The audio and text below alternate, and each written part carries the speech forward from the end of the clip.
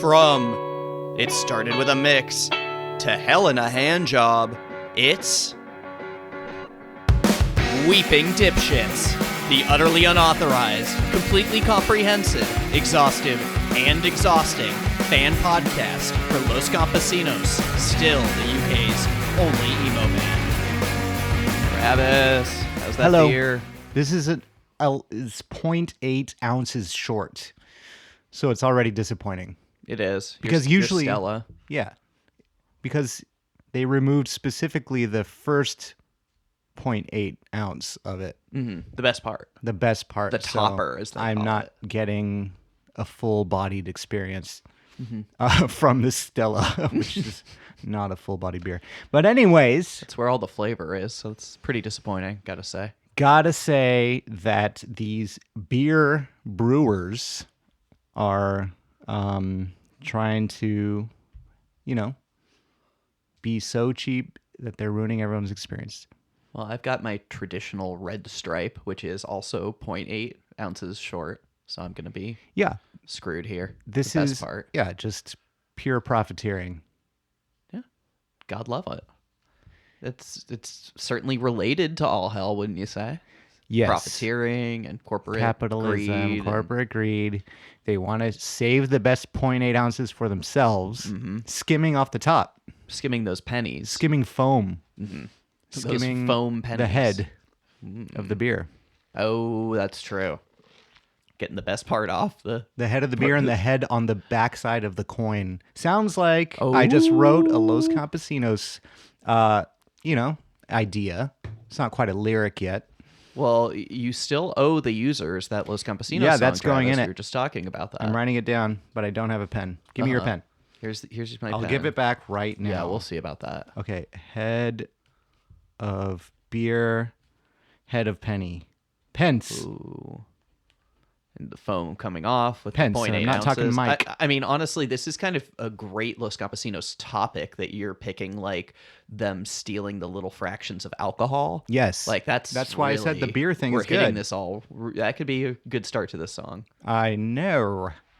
Okay, well, we'll hear next episode, hopefully. Okay. I mean, our next one might be our finale, so we're gonna need to hear it then, Travis. Yeah, I know. And I've already started writing it, as you can see. In the last 30 seconds. Yeah. Well, it's something. I'm killing it. Yeah, as always. It's one lyric you didn't think of. Yeah, no, that's a pretty good one. I It's gave you also a props lyric for it. I That's didn't a point think you of just because it's earned. still not a lyric, but it's an idea. Yeah, well, you got to have ideas first. Gareth said that romance is boring. A lot of it was written by like writing stories and narratives and like poetry, and then actually turning it into a song. So it's a useful way to write things. You got to get your ideas out and then make it actually sound good. Yes, good ideas start with good seeds. Okay? Monsanto. Ooh, it's back. Fan. All right. Well, this Man, this podcast song is coming is brought together to quick. Well, You got to start writing music to it. I have to write the music for this. Oh shit! I could write some guitar, I guess. guitar licks for this for you to sing on top of. All right. Come out pretty poorly compared to Los Campesinos, but hey, it's something. Compared to most any professional recording artist, semi-professional or otherwise. Anyways, So Travis, we made it. All Hell Part 2. we Are you made excited? it. I'm so stoked. We I got can't five, wait to talk about the rest of the album. We got 5 songs in last time. We have 10 more songs to go now. Yes. I have a lot of thoughts. You might be surprised. This is one of my longer scripts, and it's for part 2 of this. Wow. Yeah. Well, that's Single album. interesting. Because there's some filler here. But we'll talk about that later. Yeah, I mean, Gareth There's might 2. disagree with you on that exact fact, but I don't care. Yeah, we'll see. I'm not talking to him right now. Well, right now we'd hope to, but I did want to say one thing before I actually get into the album, which was following up on the Fall Out Boy MCR listens. I started listening to Modest Mouse because we also Modest Mouse. didn't exactly trash them, but we were just like clearly widely ignorant. And LC's claimed to be fans before, and I listened to their first 2 albums, and they're awesome. They're so fucking good. God, I can't even remember who I compared them to earlier. Oh, it was some like Pixies vibes and maybe like Pavement when they get more post-rock existential Okay. kind of stuff. Yeah, I it's buy those cool. comparisons. Yeah, and it was like 96, 97, so much earlier than Float On, which was 04, which I don't even know. That album may be great too. Like I'm not going to say anything. That was like but- what, their third or fourth album or something? No, it was like their sixth or seventh. Yeah, they had a Oh, lot of stuff I early on. see. So and I've liked what I've heard thus far. So and Kate was like, "Oh yeah, you haven't listened? They're awesome." So especially that like early stuff she really likes. So Okay. just want to give that shout out there and Shout out recommendation. to Modest Mouse. Any music recommendations for you this week, Travis? I have been listening to the newest Justice album. Oh, really? And believe it or not, it actually fucking rules. I would totally believe it. Why not? Because you know my philosophy, after a certain amount of time, like what have you got left to say? But luckily they never had anything to say in the first place.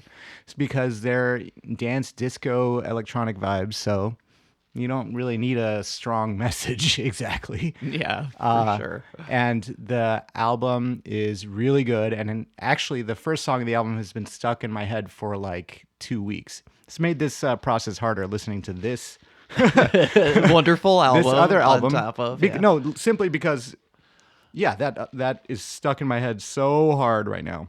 What's that first song called? It's called Never Ender. Never Ender. And it's a collaboration with Tame Impala, and there are 2 of those on the album. Oh, okay. Very cool. I do like Tame Impala a lot. Yeah, I'm not like a super fan Tame Impala, but I like them, I guess, or him, and yeah. Wait, Tame Impala's only one I person? think No. I heard that. Really? Okay. I could be Maybe wrong. with a lot of guest musicians or something. Something like that. Because it always felt to me like a few people band or so. Right, but I guess it's like one mastermind. Wow. A lot of hands. Mm-hmm. Doc Ock is Tame Impala. Yeah, there's a lot of instruments being like shredded, actually, like broken, crunched by accident. There's a lot of that. Well, it's tough to control that many arms all at once, but Yeah. you know. He makes it seem easy. Mm-hmm. If it looks like it's part of the show But it's when not. he explodes it, like there's confetti or something. Yeah. Like, I don't know, It's like, great, I make it crushed another acoustic guitar. Yeah, this is getting kind of old. How many of those are they going to break on the ground? You know what I mean? Yeah. Destroy. Well, they ought to take a Of course, yeah. cue from, what was it, Sasha Velour when she pulled the rose petals out of her hair. They should do that like the inside of an acoustic guitar. Like you smash it and there's just rose petals everywhere. I thought you were going to say dead like smash doves their or own something. head or something. Crush your own head live on stage. Oh my god! Explode it. Yeah, jeez. It'd certainly be a red explosion of blood out of there. Yeah. Yeah. Or you could have doves that fly after you smash this guitar. That'll certainly be safe when you do that. Right, yeah. I mean, I don't know if it was that same season of Drag Race. No, I think it was a subsequent season. Did you see the butterfly thing? Yes. Yeah. Which was very okay. Did You're just not doing work Sasha out. again. Yeah. Oh yeah. Just a bunch of dead butterflies on stage. It was beautiful. Oh, well. Yeah. They tried. Well, and of course, these doves would be let out of the guitar after a full concert, where they'd be like shredding into it and blowing out these doves' eardrums. Oh, my It'd God. be beautiful. Yeah, it could be. Yeah, Yeah. could definitely All right. be beautiful. Well, yeah, as long as they're, beautiful doves, then I'm in. Disabled doves after this concert. I love that you think that they'd be alive. Yeah, well, it's its own You disability. said dead to start. It's its own disability. I guess. Death. A lack of life. All right, let's jump into this, Travis. Fine. Enough preamble. No more. We are getting into track number 6 on All Hell. This is a weird jump. To not say track number 1, but track number 6. This is Feast of Tongues. Feast by of Tongues. Los Campesinos. By Los Campesinos. Liquors to the tune of the national anthem of a country that didn't survive. In a language I've learned and forgotten, I'll stay home, keep the garden alive.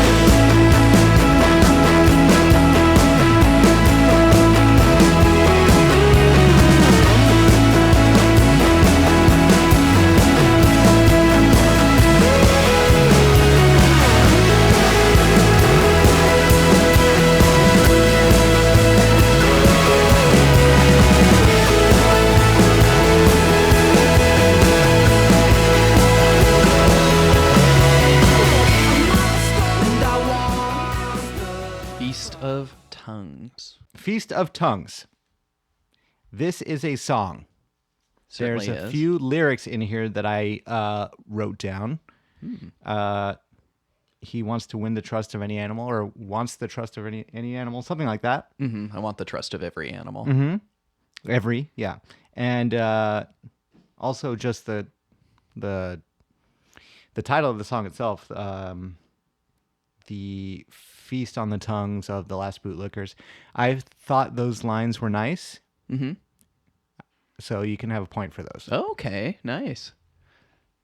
I just happened to like how they came out.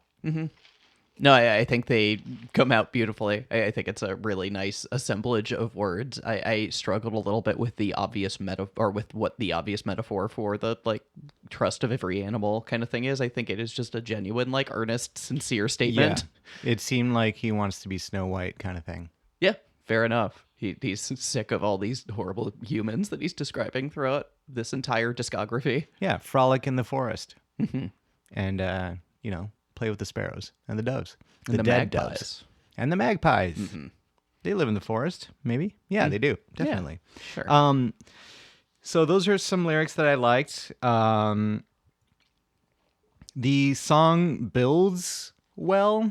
They're doing that building thing that you've been talking about so much. Yeah, pretty much every song on this album. yeah, I keep there's a bringing lot of up, that. Yeah. I wish I liked it more. I just don't like the sound of it that much. I mean, that's always going to be the thing, of course.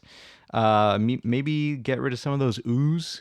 Could help. You're not a big fan of oohing and awing, and I guess I'm not. I guess I'm not.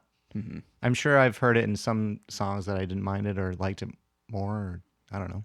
I think the yeah yeahs do it, and I don't care. I'm an or whatever apologist, backup singer apologist. The easy one that everybody brings up is Lumineers, which is terrible, and it's like, no, that's not what I'm talking about. Yeah, exactly, that kind of shit. And Yeah, it's like, fuck no, they're just like ripping off the Decemberists who do that kind of thing well. So, Hey! very frustrating. Yeah, what about the B-52s? Yeah, now there you that's go. some backup singing. You see, some stuff can work out pretty well. Yeah, but that's like peak camp and leaning into the camp. They're like pioneers of camp, I think. You know? Camp can be good. I mean, I think camp is emo great. leans into, maybe camp is the wrong word, but like theatricality. You know, in the same way glam rock leans into camp, you might say. I could see, yeah, I guess. But theatricality, like, we hate the theater kids, right? I don't think emo fans, LC fans are going to agree with you on that one. I know. I'm just trying to alienate everybody. You hate Lin-Manuel Miranda. Yes. Just hates him. How can you not hate that man? He is a lot, but Look at his face his and look at it. work Yeah, is pretty good. Oh God, why does he insert himself into everything? He's a mess. But whatever. Yeah, he's fine. Yeah, there I don't know. Worse I don't people enjoy to his complain creations about. though. Yeah, there are worse people. That's the funny thing about artists is that there are politicians in the world that you can always hate more, or just like evildoers in general. So artists, you guys have a little buffer, and you're free to be like kind of like douchey or pricky or annoying. Yeah, we kind of like it sometimes. Like when Sometimes. J.K. Rowling makes those really funny jokes online. Yeah. Like, I think it's pretty awesome. So our artists, like, keep at it, dude. This might not be accurate at the time of this recording now. I'm not sure, but I know up until very recently she's been very quiet since the boxer that she was like basically slandering won the gold medal in the Olympics. So that shut her the fuck up, and that's so great. Oh, really? She hasn't responded at all? Because I you'd don't think think she'd so. be like, oh, this That's one easy. stole Yeah, it see, away. yeah. Like, what the fuck? But it's just like, I don't know. She enjoyed, at least for a time, the pure triumph of like, fuck you. JK, step up your game. Come on. We need some more awesome memes. Oh my God. What happened to that woman? I don't know. She made the great book series and then a great meme series. Awesome. She's a creator. The greatest books and the greatest memes. Yeah, those books they're fine for kids. There's a lot to I loved offer them as a there. kid. Now there's a lot to easily unpack and go, uh-oh, but there's a lot of good stuff in there. Yes. I liked the premise of them just essentially being detective books for kids set in this magical world. No, I absolutely loved them as a kid, but yeah, there's some interesting stuff, some pro-slavery stuff. Yeah, it's the good stuff kids need to know. Yeah. Really anti-Jewish stuff. Right. Yeah. Not Israel. Which is funny We're because not he's mentioning Israel, like but an allegory Judaism, for like yeah. a Hitler, right? Yeah. But still, like, okay, fuck Hitler, but also these little goblins. Well, it's not Hitler's fault that they control the world banks, Right. It's, yeah. Gringotts, yeah. It's, exactly. And the minecart system. The minecart system. Oh, God. Okay, enough about her. We don't need to speak about J.K. Rowling All at right, all. sure. Yeah, okay, we'll see. She might come up again. Feast of Tongues. Many times. Feast of Tongues. Tell me your thoughts. Oh, I've got a lot to say, Travis. I know. You We might need be to get through this. surprised. You in a rush? We do have a lot to talk about. But yeah, I think this is such a strong song overall. I think the lyrics are really beautiful. I think, you brought up the build up. Like the build up's really incredible. And the music is a big departure for them. This was the first song they released on the album. And so it was very striking, but I really loved it. This is one of my favorite songs on the album for sure. Okay. I did want to say, I should have mentioned last episode, but I mentioned that the album is kind of broken up by the numbered songs, Spit and Music for Ariel Toll House, and the third one, Flying on a Contrail, I think it's called. Yeah, three-sided record. And so we kind of jumped into the second side before we took our break last time.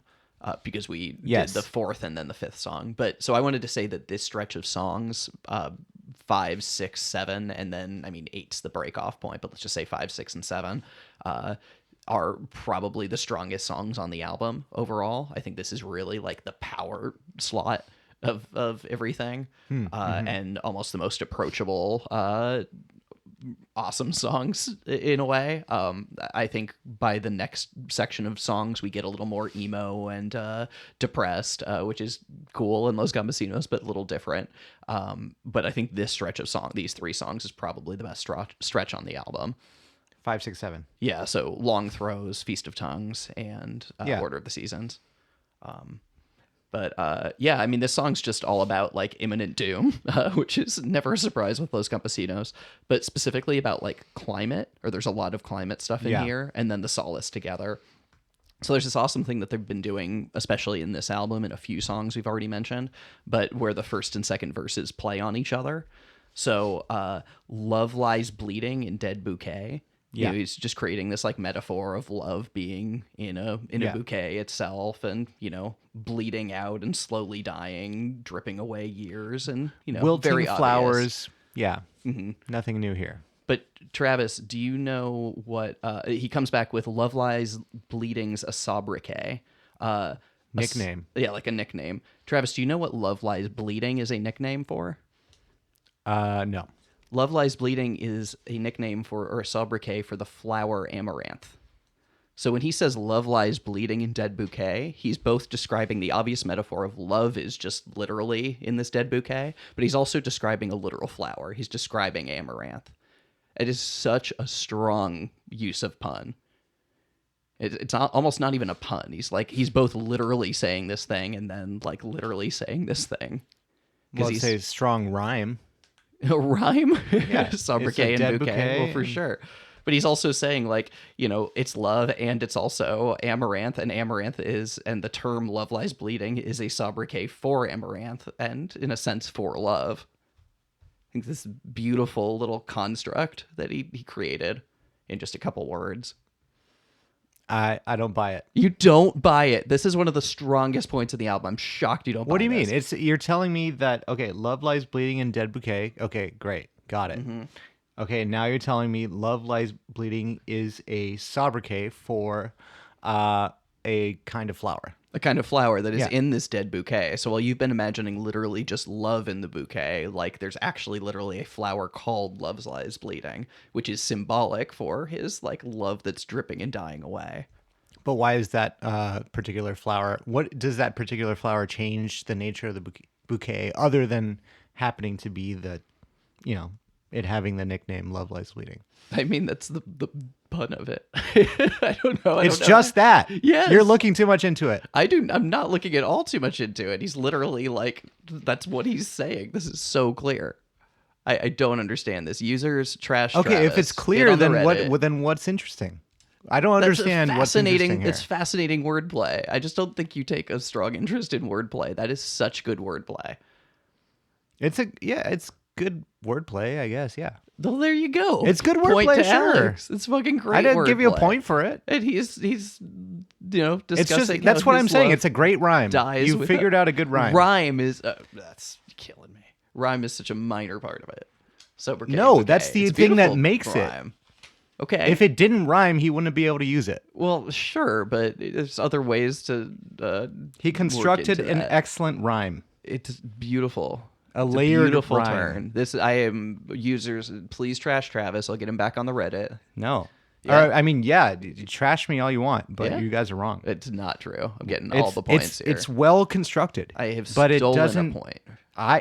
It's well constructed, but I don't see how it adds like some insane amount of value other than like, oh yeah, that one rhymes. It's perfect. Put it in there. Right, but bouquet and sobriquet that's just a rhyme. But the fact of it being both love and the flower that he's describing love as a flower, and then there's also a flower that is Love Lies Bleeding. Okay, but you know who figured that out first? The person who nicknamed the flower Love Lies Bleeding.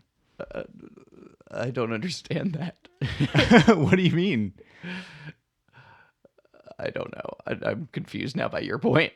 My point is, like, okay, it already had that nickname. So what's so insightful about creating that, constructing the metaphor? If anything, he reverse engineered it from the nickname of the. Yeah, certainly. flower. That's still a really good wordplay to use it. Sure. Okay. But it's not like. That's what I'm saying. I just don't see it as like some like groundbreaking phenomenon. Like, I don't see it. All right, I don't know what you're looking for in your songwriting. This is I was pretty never great looking for any of this. songwriting. Well, this is pretty great. That's a great turn. I'm shocked you're not excited by that one. Okay, it's well constructed. But you're trying to tell me like it's some like layered metaphor. No, he found a rhyming word. Bouquet, but that's only half of it. Sobriquet and bouquet. That's only half of it. Yes. All right, we need to move on. No. The answer is no. I'm right. It's okay. I disagree. All right. Well, He found a rhyming word that fits. Yes. users trash him on this. Nope. Such a great turn. It's fine. Okay, so we've got other stuff in here. I can't go over everything I want to talk about, but he says, she says the body is keeping score, lost in sudden death. She can't take it no more. Obvious sudden death, sports term there, Yeah. but also turning into sudden death, literal. So is that a better wordplay for you? Is that Yeah. a stronger pun? I guess it's better. I Yeah. think you're underthinking that other one. All right. No, I'm not underthinking it. I understand. We could talk about it more if you want. I decidedly doubt. I just don't see what the big revelation. You sold it as some big revelation, like, oh my god. Okay, so Love Lies Bleeding is an amaranth, and I'm like, okay, great. So what's so special about the amaranth? Is it a plant that like feels love, or does it bleed, or what? I'm excited, and then nothing. That's actually interesting. It's I don't just a know. flower. I don't know why it is called Love Lies Bleeding. We'll figure out in the break, folks. We'll If trash okay, that. yeah, you can turn this around still. All right, I'm gonna make a note here. Half a point to Alex Reed. No, there's no point given. We'll see about that. There, you got a red card. All right. So, yeah, we talked about the beginning of the chorus. I want the trust of every animal. Gonna pay Yes. for the blood. When the black cloud comes, just some depression Yes. or evil. One flame flickers. We've always talked about this idea of like you and I together at the end of the world or against Yeah. everything. Yeah, we'll feast on the tongue of these like fascists. The bootlickers basically sounds like Yeah, that. it's like great. police This- line. Sounds like Aragorn giving a speech. At the gates of Mordor or something. Yeah, feast on their tongues. Yeah, for Yeah, sure. I mean, it's more brutal, I guess, but he was a little less aggressive. But it translates to some fantasy for me. Yeah, I can see That's it. fine. The last He flame was pretty flickers still. aggressive. He was pretty aggressive. Oh, he decapitated people. Mm-hmm. Well, not people, Or if you can just call them orcs. people. Yeah, really. What are we They talking were about? half orcs. They were half people. Oh, No, half is elves. this another sorry. Jewish thing? Is Oh this where my you get God, on here? no. Where you got to get on your high horse. Jesus Christ. J.K. Rowling was right. And she wrote Lord of the Rings. Stop putting words in my mouth. I don't know. I'm hearing it. Somebody's saying it. On Yeah, the you're podcast. hearing it. I don't know what I'm hearing. I don't know what you're hearing either. I'm hearing something. They're elves and orcs combined. Yeah. Uruk-hai. Yeah, sure. We don't use the term dwarves anymore, Travis. I Not didn't cool. say dwarves. I said orcs. Mm-hmm. God, Okay, now you sure. really are putting words in my mouth. Well, I don't know. Okay. I heard what I heard. Uruk-hai. The users heard what they heard about what you said about. Okay, the great. word Because the earlier. users are going to be able to rewind and like keep doing that until they hear it correctly. Uh-huh. But they'll have heard it correctly the first time because they're actually listening. You weren't. I listen fine. So there. Listen fine enough. But then there's this cool reprise of the Feast on chorus Your where Damn they then Tongue. come to the tune of the national anthem of a country that didn't survive in a language I'd learned and forgotten. Just this Yeah. destroyed country. Gives me, you yeah, know? Fallen Empire vibes back to what we were saying on the other song. Yeah, more death throes. Yeah, that's good. I'll but give then that. You always can have the- a point for that. There's always this little bit, or in a lot of these songs, there's that little bit of hope that exists. So then I'll stay home and keep the garden alive. You know, we'll have our one little patch of paradise maybe together, and I'll keep it alive for you when maybe you return. That's Yeah, the way but I read you that. maybe died. Possible, yeah. I could definitely see that too. And then there's that cool ending bit that we hear in the background: a milestone, a millstone, a molehill to die upon. Which, I mean, this is pretty obvious, but a milestone being like an important marker Yes. of progress. But then, so that seems like it's this important Okay. thing, but instead it's just this constant grind of being a millstone. And in fact, is just like, is a molehill. It's not a mountain. It's just this false idiot thing to go for and achieve. So just the vanity of life and achievement is sort of what that's about. Or maybe the beauty of having something small, like your little garden to take care of. Like, okay, maybe your partner died or whatever the metaphor is at this point. I'm not sure.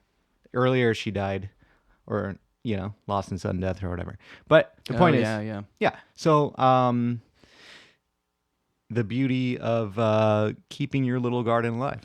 Yeah, more existential Of hope. nihilism of having that one little thing to live for and do, even if it is potentially worthless in the grand scheme of things. Yeah, I think caring for your molehill is nice, actually. Yeah, that's a beautiful thought, actually. So there. Yeah, I'm giving you a point for that. That was actually very touching. Oh, thanks, man. I love that. I like the word molehill. Mm-hmm. Period. There's some words in here that I like. Uh-huh. Other some lyrics. singular words you like here? What you want to give us a few? It's just The- singular. Yeah, molehill's great. Let's see.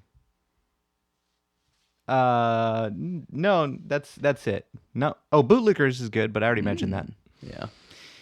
Okay. Okay. Any last thoughts on this song, Travis? Yeah, I mean, like I said, it builds well. There's some good lyrics in it, and yeah, it's kind of. Here's the thing about this album: I don't hate any of it. So maybe that's an achievement for you already. I don't hate it. It's Yeah, just that's like something. not. It's just not for me. But I appreciate what the song does well. Mm-hmm. But I just don't love the sound of it. Okay. Fair enough. I want it to sound more like Never Ender by Justice on the 2024 album Hyperdrama. Oh, okay. Hyper drama. That's a pretty good title. Pretty tight. Okay. All right. We're going to move on. Let's move on to track number 7. This is The Order of the Seasons by Los Campesinos. My thoughts are near you, so I turn to the booze. I'm only blaming myself for the things I do. Shame comes quick and it won't ever pass. I'll watch a Baraka fizz in a dirty glass. Summon the spit, swallow my meds and my vits. Would your blood run cold from a birthday wish?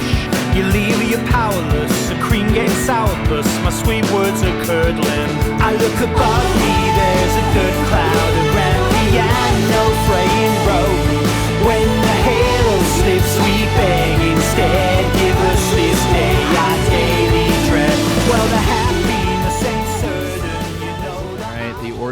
the Seasons. The Order of the Seasons.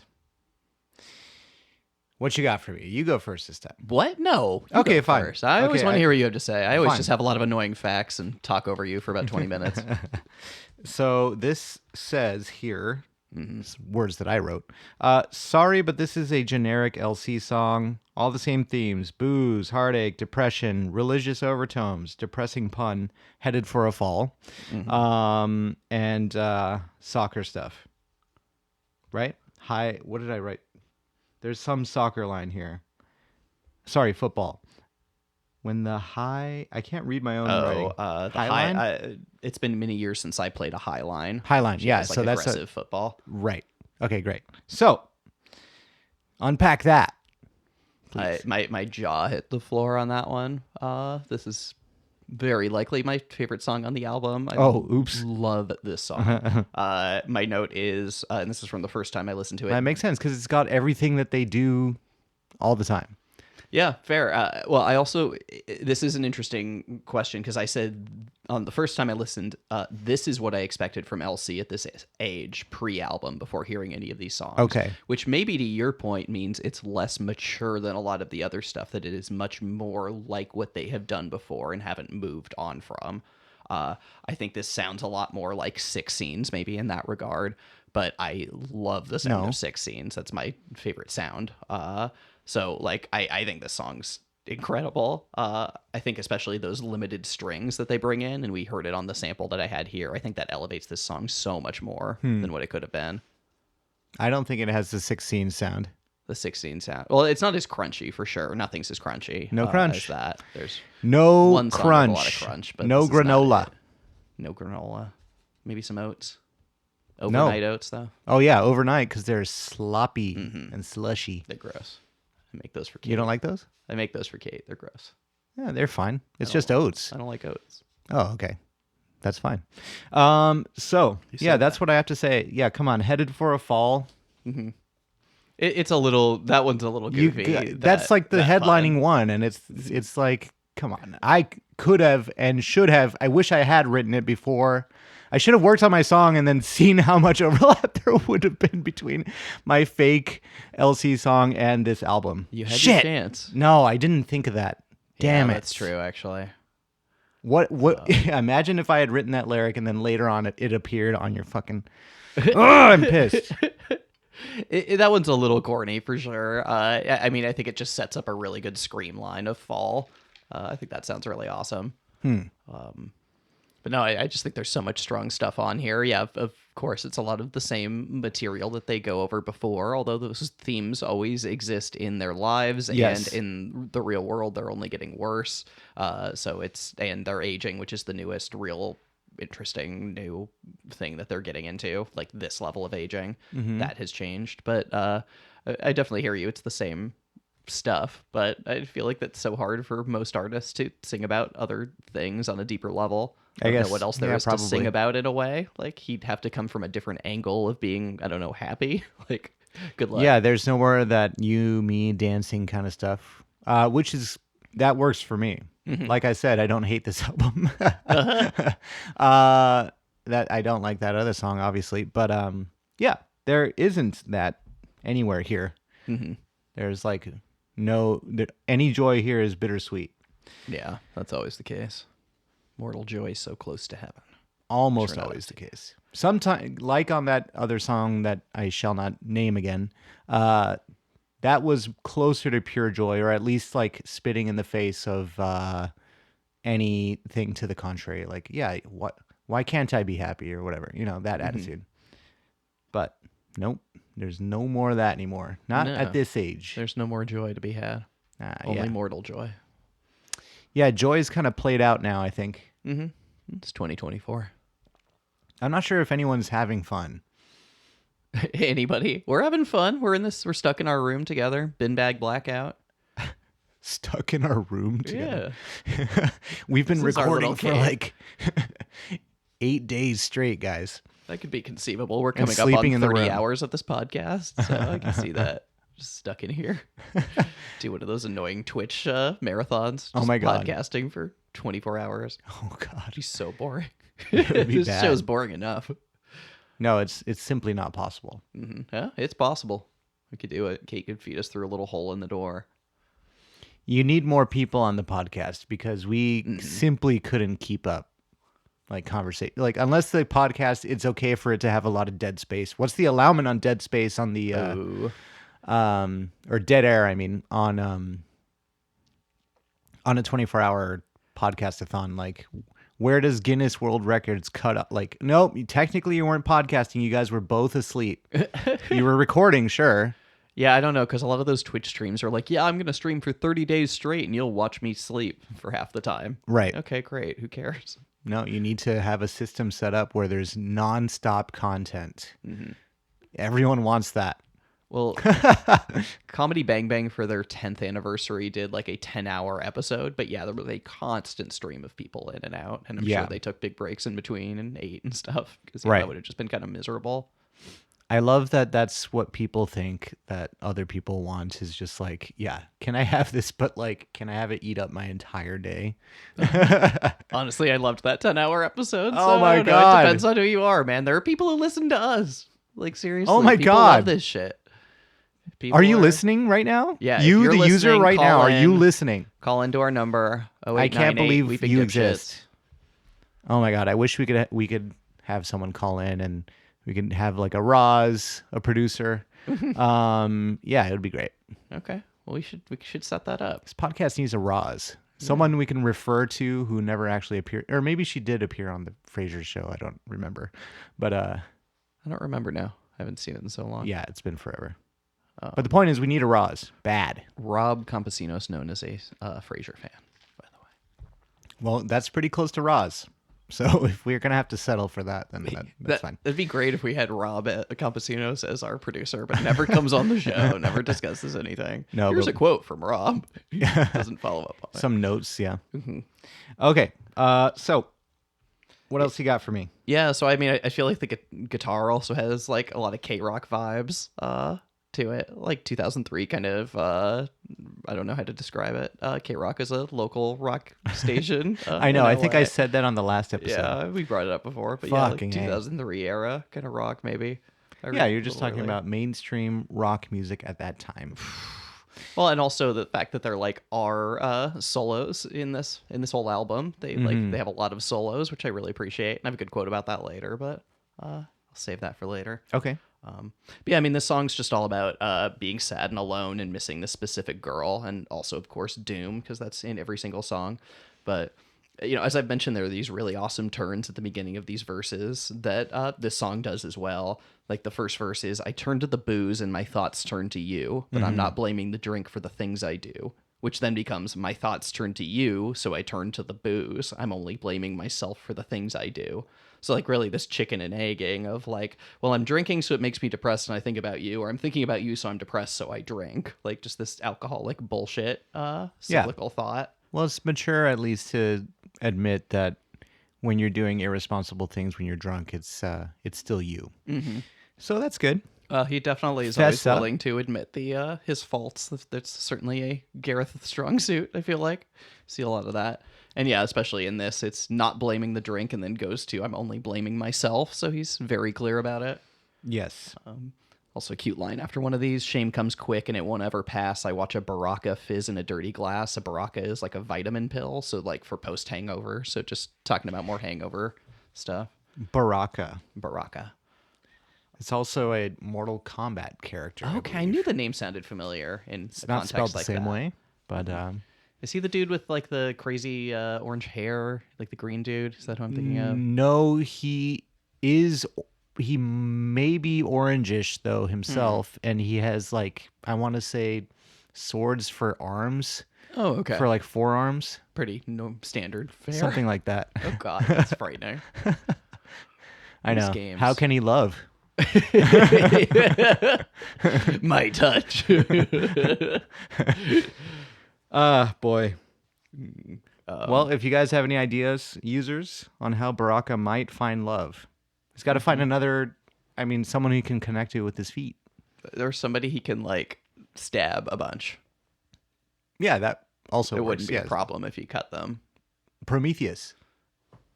That's true, actually. Oh, but it'd still be horrible for Prometheus. I think Prometheus felt pain every day. You'd grow to love it. Sure. Yeah, in a weird way.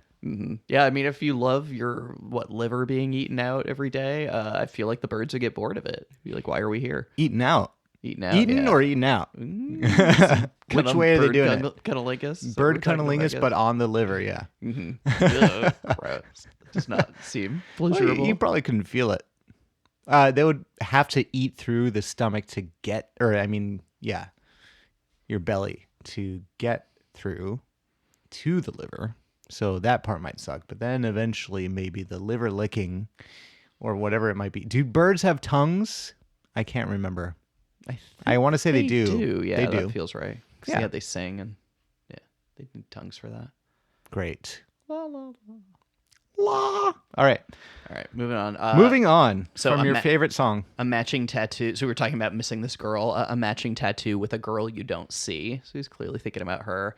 I also feel a lot of pain with this because, the matching tattoo is a two-way street. And, I only have one that's not exactly matching, but it's with my brother. And it's like my brother kind of sucks. So it sucks to have this, attachment to a person I don't, see or care about in a lot of ways. Yeah, but didn't you feel that way when you got the tattoo? Honestly, yeah. It was just something he kind of owed to me. And then he didn't end up paying for it anyway. He said he was going to? Yeah, he owed me this for a decade. Oh my God. Yeah, well, okay. This podcast isn't about my brother. But... No, but at least, why don't you just frame it like, I've never really liked my brother that much, but God, what if he listens to this, Alex? Yeah, he'll listen to 9 episodes before he gets to this, and then I'm sure he'll listen to all this. I don't know. I think you should cut this. No, I don't think Cut that's it. happening. Cut it. Like Baraka. But yeah, no, I mean, it's sad having this connection with a person who doesn't feel that connection with you anymore.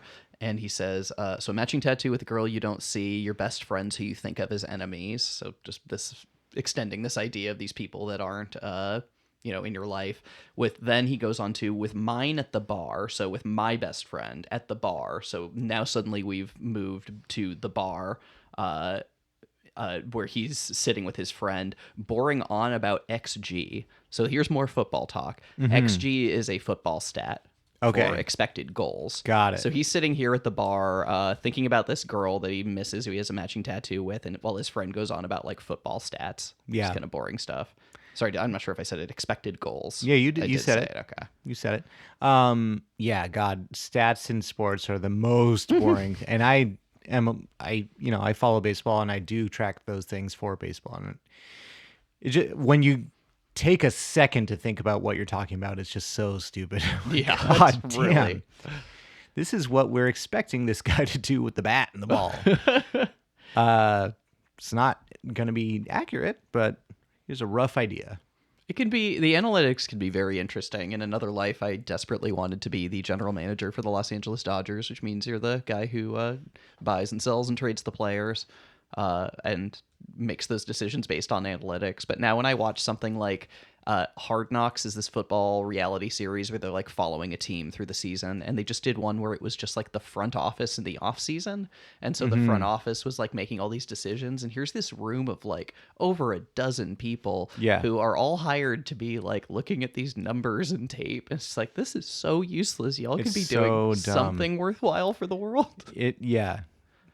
Something, but it's okay. Just generate as much cash as possible, as many wins as you can eke out. Yeah, I love the idea. There's stats that how many wins is this one player worth? Mm-hmm. WAR, wins above replacement, right? And just considering a 1.2 player, that's a pretty good player. Yeah, that's miserable. Wow, one you win got in a one whole more season. win. Yeah, for a team that probably won't win anything anyway. It's just worthless. Yeah. Yeah. Sports are stupid. Anyways, moving on. Yeah, love sports. But yeah, that would be the line too. With mine at the bar, boring on about war. Oh, it rhymes. There you go. Mm-hmm. See, you're writing it too. You're writing American Los Campesinos. I think there's a lot of room for that. People don't sing about sports enough. Yeah, I mean, I guess they don't, Alex. Our biggest sports songs are by Imagine Dragons, and they're not about sports at all. Yeah. Oh God, please no. Your favorite song. That was stuck in my head for like 3 weeks. Well, you got I hate it another when week it's a now. terrible song. I like this Justice one because, yeah, it's a great song. But the fucking Thunder one was it was bad for a while. How dare you? That's our next podcast. It's such a boring song too. You wouldn't it's do an bad and Imagine boring. Dragons podcast? Yeah, I'll do it. Okay, yeah, that sounds fun. It doesn't actually sound No, it fun doesn't at sound all. fun at all. Okay, moving on. The thing with any Please. other podcast is going to be a Please. lot less to talk about because with these, there's so much done back. Like with Right. Core, and there's Yeah, like because they nothing to write talk about. stuff. Yeah. Yeah, exactly. But yeah, so I stare at my phone, willing you text me, so just missing this girl. And meanwhile, you sleep on the South Coast with a boy who is milquetoast. I Yes. eat him for breakfast. I love this pun. Yeah. Find With it a very cute. boring guy, I'll eat him up. Mm-hmm. Yeah, he's toast. Yeah. Milk toast. No, I It's got just that. a word that's always bothered me, so I really Milk toast. appreciated that line. Yeah, it's a weird. It's a weird one. There's also this line later on. You leave her, you're powerless, a cream-getting sourpuss. My sweet words are curdling. It's pretty gross. Yeah, nasty. It's a good line. But yeah, you mentioned the high line, but then he also says, they ask you how you feel. You say, I feel fine. And here's another example, our third example, as I mentioned before, from Coin Op Guillotine and Long Throws, of somebody asking him how he's feeling. It's a really weird like theme of this album that just keeps coming up. Yeah. I find that interesting because it is a worthless question. He's getting sick of being asked that. Yeah, exactly. Because he He's can like- never give a good answer. He's like, I already put it on my last 6 records or whatever. So that's how I'm feeling. Or that's how I was feeling. And there's just no other good answer except for something like, I feel fine. Like, what else can you say? You can say, I'm not feeling too good today. And then expand upon it. Whoa, TMI, bro. I was just trying to say hi. I'm just saying you know? can say that. Yeah, it's TMI. He just doesn't like being asked that in casual conversation. But if a good friend asks you, then you can actually open up to that person. Yeah, if only I we should had- hope. If only I had a good friend. If only you had Gareth in your life. All right. Best of friends. There's other band members. So yeah, I just think the build-up, as we've mentioned again, it's just their ability to craft these crash moments are just getting really masterful. I feel like they really build this up in a beautiful way. And yeah, you can say the line is corny about headed for a fall, but it's really powerful when it's delivered, and the backup vocals on top of it feels like a crashing wave. It's just really beautiful. All of it. I'm glad. And then yeah, so I'm glad you feel that way. more imminent doom. I look above me. There's a dirt cloud, a grand piano fraying rope. I mean, I think we're Yeah. creating Well, this that's almost nice like 'cause it's like Looney cartoonish- Tunes, yeah. Yeah, exactly. You beat me to it. Yeah, exactly. I have cartoonish imagery on here. While the happiness ain't certain, the heartbreak's guaranteed. Just more about, some relationships lead to happiness, but they all lead to heartbreak, no matter what. Yeah. Mm-hmm. It's dark, Travis. Yeah. Dark stuff. Yeah. Sorry, but Same that one's themes. not a new theme. Yeah, sure. That one's a little bit explored. And when you talk about each album for 3 hours, I'm like, okay, yes. Relationships can be sad. Yeah, Okay, cool. Fair enough. Moving They on. usually are. And then there's this great line. When the halo slips, we beg instead. Give us this day our daily dread. Obviously. Daily bread, daily dread. Yeah, playing on the Lord's Prayer. I just Yeah. think that's very, very beautiful. Daily dread. Nope. No, No. you don't like that one? I mean, it's fine, but it's just, like I said, I feel like it's a rehash of all these damn themes. Well, yeah. I mean, I just don't know what other themes there are. What themes would you like them to sing about? I don't know. Joy? No. Birds? Oh, they do a lot of birds. Hats? Fell in love with the girl at the rock show? Oh, okay. You just want them Perhaps. to sing. They could just Fell in Love cover with the Girl at the Rock Show. Okay, yeah. No, I don't know. They covered that one. I don't know what the fuck they're they're supposed to sing about, but you can start to get to you when you're like, all right, these ideas, I get it. But it's these ideas as you grow and age, and I think they are changing over time. I think it's interesting to watch thematically, musically. They're growing for sure. They should just talk about the weather. Okay. Their next album should be entirely weather focused. It's cold today, and I put on a sweater. This But- is just B-52s now. Yeah. And then shockingly, yeah, don't like the weather in London. Wait 5 minutes. That's the chorus. If you don't like the weather in London, 5 minutes. Oh my God. We wrote another hit. We wrote another hit. But also, so in that line, when the halo slips, I think there's this connection to Here's to the Fourth Time, which is a song from, I think it was No Blues, but the line was, your halo slipped to frame you, a photo porthole window. So this is the second time we now have a halo slipping. I think just, this false holiness. Yeah, exactly. Nothing real there. But yeah, any last thoughts on Order of the Seasons? No, I think I gave it to you. Oh, the one other line I wanted to say was, you made the joke, or you thought it was boring, the headed for a fall line. Yes. But when you also connect it to a falling piano, is there a little more of a play in there? Sure. Yeah. Well, there you go. So that's a point for us. And Yeah, I'll we give did you it. that. More cartoon lyrics, please. I would love that. Okay, yeah. Okay, so if we started getting like Looney Tunes-y more, you'd be into Obviously, that? yes. Okay, yeah. Actually, that's a really Are you more, crazy? That's more ripe songwriting territory. Finally, yeah, you uncovered where they need to go. I think where we need to go. We should start writing Looney Tunes songs. Yeah, piano key teeth, Oh yeah, anvils. birds The Acme flying around your Corporation. head after you get Oh. whacked. Yeah, and then you pluck one out. I mean, this just does sound like a Los Campesinos line. Like I plucked a, A bird magpie. circling around my head. Yeah, exactly. More magpies. Yeah, Yeah. Well, Easy. exciting. you got it.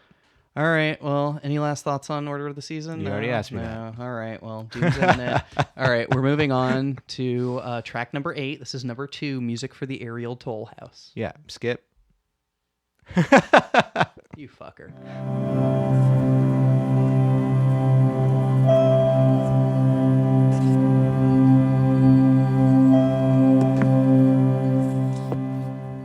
All right, that was Music for the Aerial Toll House. Okay. You pleased I made that a super short clip? Yeah, I noticed that. Yeah, I was not going to suffer you through that. I mean, you might as well just play the whole thing, as it's done in 58 seconds or whatever it is. But yeah, there's just some noise, some scrobbling and scratching in the background. I don't really know. I'm gonna go ahead and say filler because that's how I wrote. Yeah, space is fine, but this really feels unnecessary. Yeah. I mentioned that these, and I mentioned again earlier this episode, that the numbered tracks are sort of the space between the 4 sides. Sure, But- it's an intermission. And that makes more sense, but I don't know, I liked Spit. Spit was something, at least. It was a song, and it was kind of a song I enjoyed, the first of these. So just, I don't know, give me more of that. This kind of didn't do anything for me. Great, something we agree on. Yeah, fair enough. Filler is always a word I'm afraid to use because they take a lot of offense to it. Filler. I didn't say that. Travis putting word in my mouth. But Not Botox, but filler. we did mention in one spit that Aerial Toll House was is referenced in that, and that is sort of a place you go to have your sins forgiven or paid for, basically, before you potentially go to heaven. The aerial toll house, right? Yeah, Aerial Toll House. But anyway. Okay, well, we're going to take a quick break, and then we'll be right back. Yeah. Oh, yeah, that's right. We're going to break this up now by sides of the album, which is probably how we should have done it, but it would have been a forever podcast. So. Yeah. Okay, we'll take a quick break, and we'll be right back. We'll be back later. All right, we are back. Hello. We're so back. We're back. Alex said that the rest of this episode is only going to take 4 minutes. So, Buckle your seatbelts, folks. We're going to burn through this. yeah. I only have a lot more slides Okay. on my script. Okay, so this is track number 9. This is To Hell in a Hand Job by Okay. Los Campesinos. House upon collapses still. I see a breaker coming. The skies all are blooming. Bodies will into a endless nothing. Waiting and waiting, precipice now. There's salt in all the sugar, and it's under the leaves. I believe there, but for the grace of God, we all go to hell in a hand job. Undeserved last minute winner. We're into town without our... All right, To Hell in a Hand Job. Okay. To hell in a hand job. First thing I wrote down. Disappointing. I thought he said shark and not shuck. Oh, shark my shitting skin. Yeah, I don't know what that means, but Yeah, he sung about would have been a good start. Sung about a lot of birds, but fish, that might be a new thing to get into. Exactly. Yeah, you're asking what else is there to sing about. There's plenty. There's fish, both boned fish and cartilaginous, or however you say the ones with cartilage. Cartilaginous. Sounds about right. Fishes such as sharks. They have no bones? That's not true. The bones are made of cartilage. Oh. Not their jaws, though. I just watched Jaws, and there were plenty of shark jaws. Well, maybe not the teeth. Okay, well, there you go. I don't know, but that's the only thing I know about sharks, really. Mm-hmm. And it sounds like you're wrong.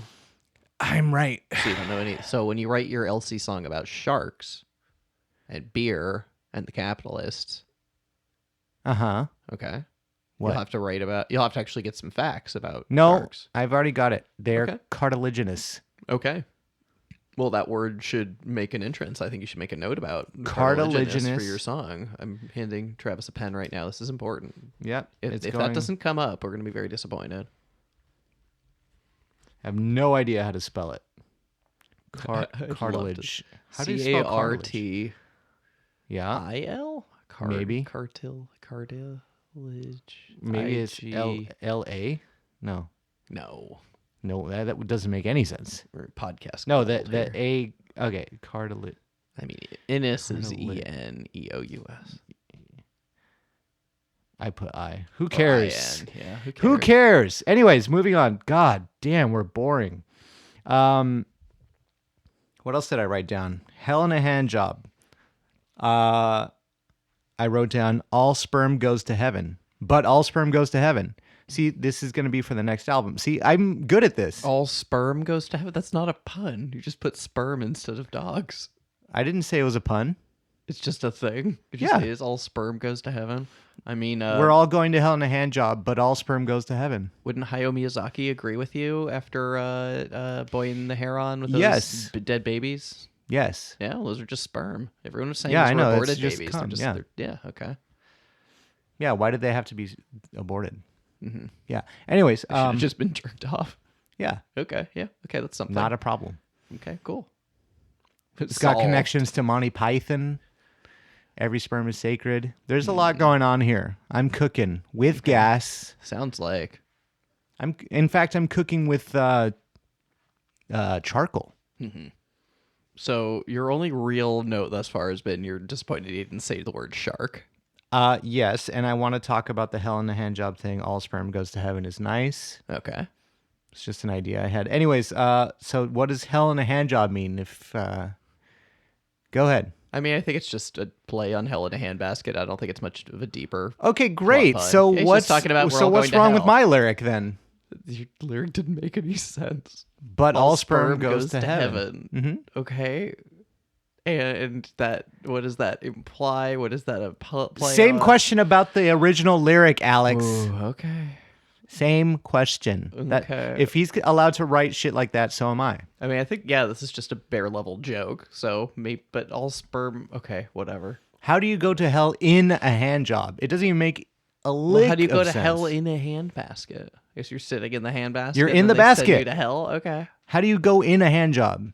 It would be I really can show you fucked if you up, really want to I know, think. but I'll show you. Okay. That's gonna be off. I'm sorry, but I'm Oh, going to give Patreon. myself a point for this one. I do not agree with that point. That's ridiculous. That's an erroneous point. No, this is a genuine point. I deserve it.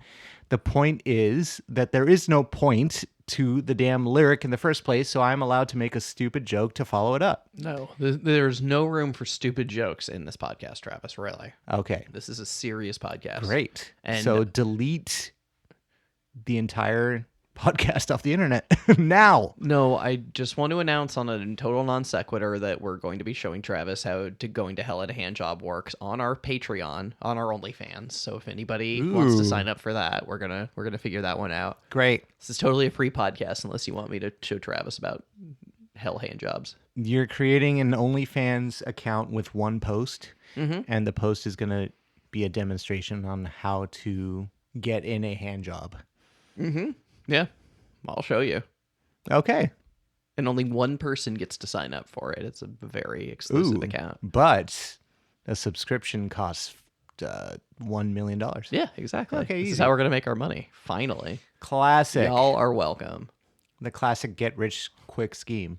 Mm-hmm. Get someone to give you $1 million. Okay. Yeah, I don't know. I don't really have a lot about this song, to be honest. They're starting to bore me here. Mm-hmm. Yes. It's fine. Yeah, I'll say this is a song that was one of the more boring ones to me when I first heard the album. Okay, thank you. I think it has grown on me a lot as I've listened to it. Never mind. No, thank you. Well, and I think a lot of that, of course, has to do with the build-up. Big surprise, because I think this song has the best build-up of any song on the album. I think it's really incredible the way he builds everything together into this much stronger thing than what it starts as. And I think it really salvages the song from being like okay and just there to almost profound by the end of it. It really just becomes these amazing crash points. It feels like waves upon the ocean. It just feels like it's exploding, and it really gets me like revved up when I'm listening to it in a really strong way. I think it's really cool. Is it waves only because he's talking about the ocean and breakers coming? Well, always, but oh yeah, I forgot that's this song actually specifically. I didn't even mean that. I said waves earlier. Oopsies. But I have a quote You here did from say it earlier as well. from Tom regarding this. He says, Hello, Tom. From Tom, yeah, Yeah, about the hello, actual Tom. songwriting part of this. He says, I suppose it's a songwriting trick. I actually used it before on Ways to Make It Through the Wall, essentially avoiding the chord that feels like home throughout the verse and the chorus. And then it gets to that break at the end, and then it goes to that one, the chord. So that there's this moment where all of it feels like ta-da. At the same time, there's dynamically a bunch of things coming in, all the big noise, holding back up until that point, and then suddenly letting it happen. So that's really, I think, the strength of this song is like it avoids the home chord, which is, I don't know if that's actually the technical term, but I've heard it described like that before. Like when you come back to what the obvious major chord should The be. notes that you didn't play. Yeah, exactly. And this whole song is the notes you didn't play until you finally get to that. And it feels like, it feels really cathartic. Gratifying. Yeah, exactly. It's a beautiful, beautiful scene. So outside of that, I mean, I think the song is about, unsurprisingly, imminent doom, always. Political, Interesting. climate, social. Yeah, we're getting into the same territory for sure. That's always the case. I mean, I still think I don't think there are enough people singing about these things generally that I appreciate that LC is singing about them, even if, to your point, a lot. Yeah, I guess someone's got to do it. Mm-hmm. Everybody else is just singing about getting hard and actually getting off, as opposed to LC. It's all about they're not getting trying off. to get into the hand job, whatever that means. Okay, sure, fair point. But yeah, so more of I this, won't give you a point for it, but it's a fair point. It's a fair point, just not point-worthy point. No, Okay, sure. But yeah, no, more of this political long throws kind of stuff. Moral panic breeds goose stepping, which is just very, Trump stuff. Like, oh, these trans people, you got to vote for me. You got to have this fascist state because otherwise the trans people or the Mexicans are all going to, Yes. take over and kill us. well, the Mexican people that we made trans. Well, exactly. Yes. No, that are then going to make us trans too, I think, by association. Yeah, that's Yeah, it's the moral That's the panic. through It's not line, like yeah. you're not against immigration. You're just worried about all these murderers and, criminals that are coming in. Yeah. So it breeds goose stepping, which, is military march, but especially associated with the Nazis. So it just immediately Yeah. creates fascism. yes. Yeah, it's beautiful. Then more, this is very obvious LC kind of stuff. There's grief within my flesh and bones. Cut me, watch the sorrow flow. Then floating in the flood. Just very obvious puns about his blood flooding everything. Yes. And passion. And back to the goose stepping line. Can't just stand by rubbernecking. Geese Oh, have they have long necks. I did not clock that. That's a good point. Yeah, It's not really a good point, but they do have long necks that are pliable. It's kind of got a rubber chicken vibe to it too. I think I get that chicken and swan. Yeah, there you Goose, go. yeah, Just exactly. pointing out that they have notable necks. Well, and he's making a call to people. You can't just rubberneck and look at the horrible crash No, that I happened. know. You gotta fix it. Sorry, but that one you do not need to All right, analyze for me.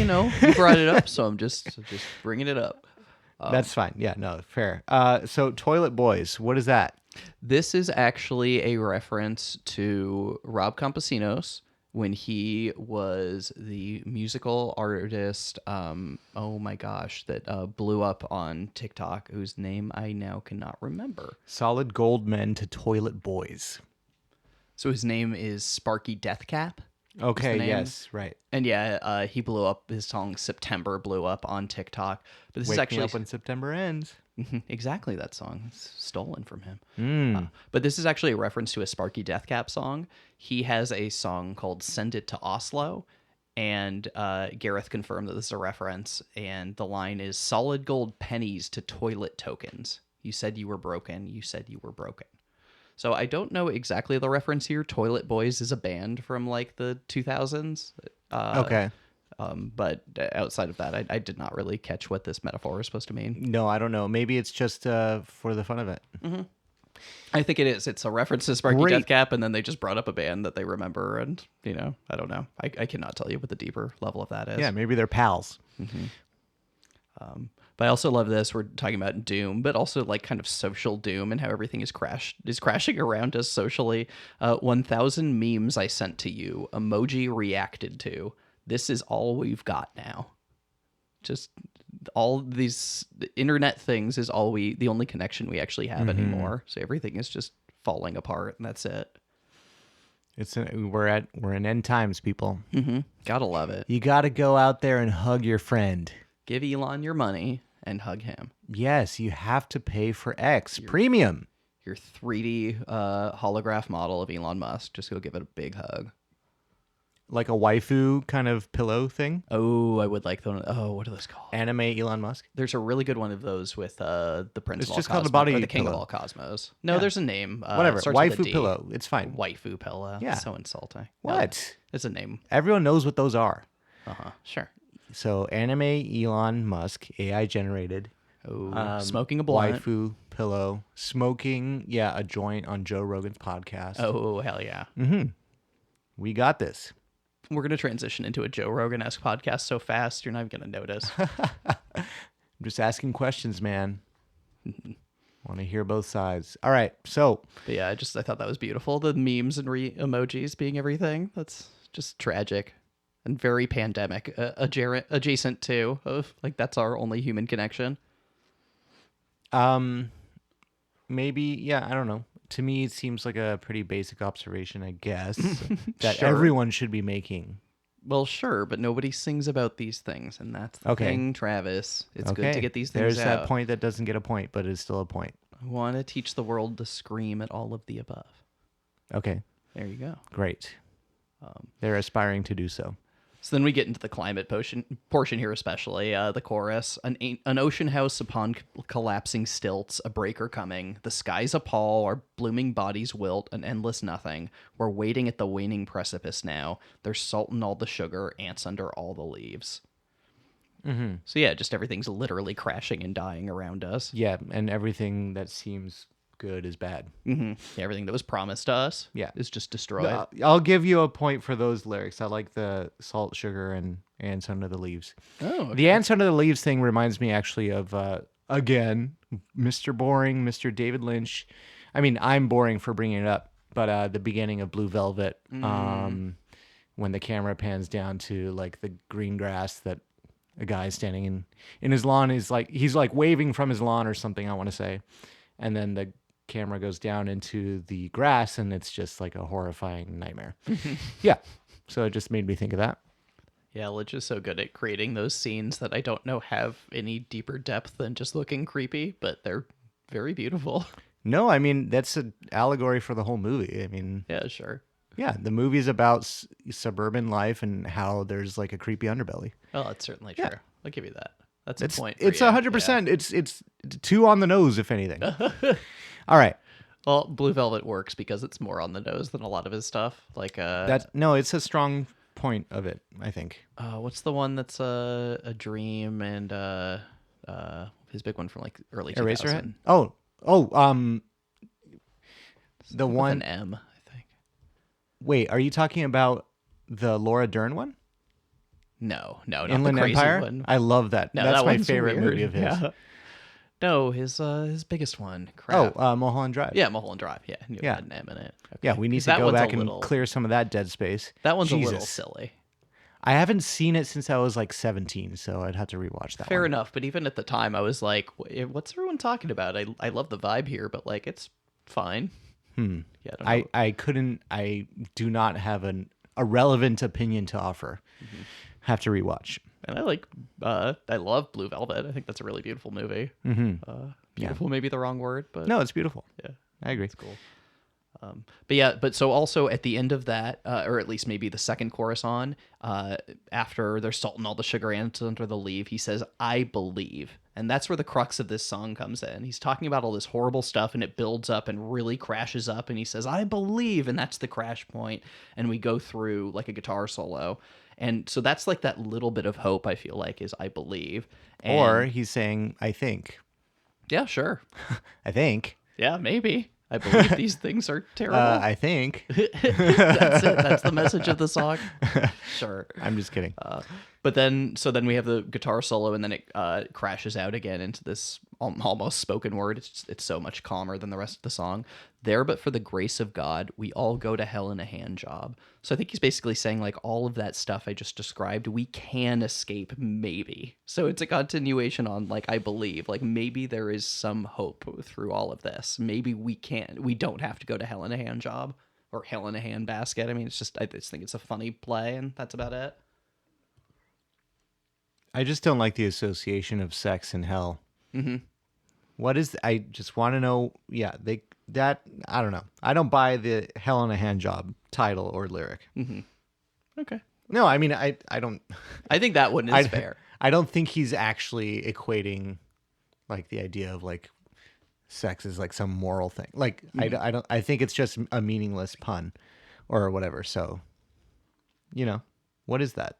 No, Tell me what it is. That I totally agree with. Again, I think it's just "to hell in a handbasket." He might as well be saying "to hell in a handbasket." It's just funny. Just say handbasket. Well, it's not as funny. And then there's this line at the end: "Mortal joy, so close to heaven. If I'm first punch, you're 2 to 7."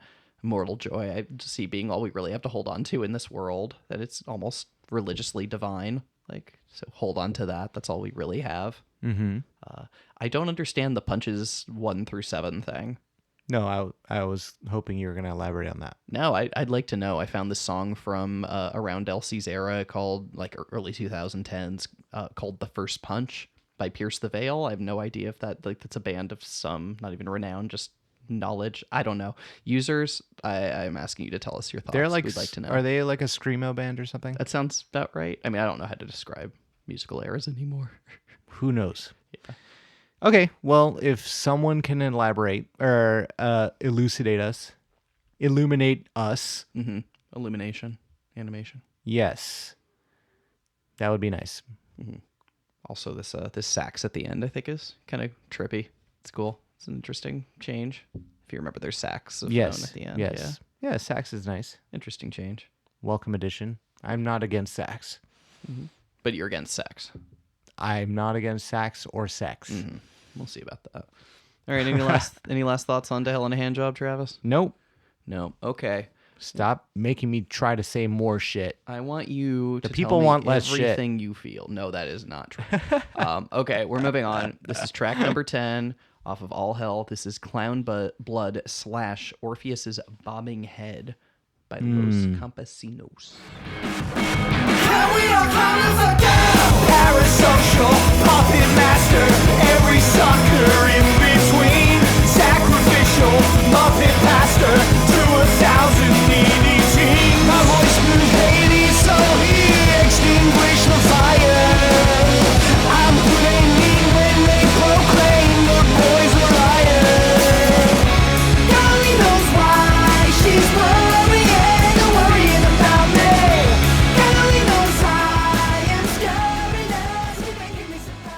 All right, "Clown Blood / Orpheus's Bobbing Head." All right, listening to that clip, I remember like this is the closest one to going hard and getting crunchy.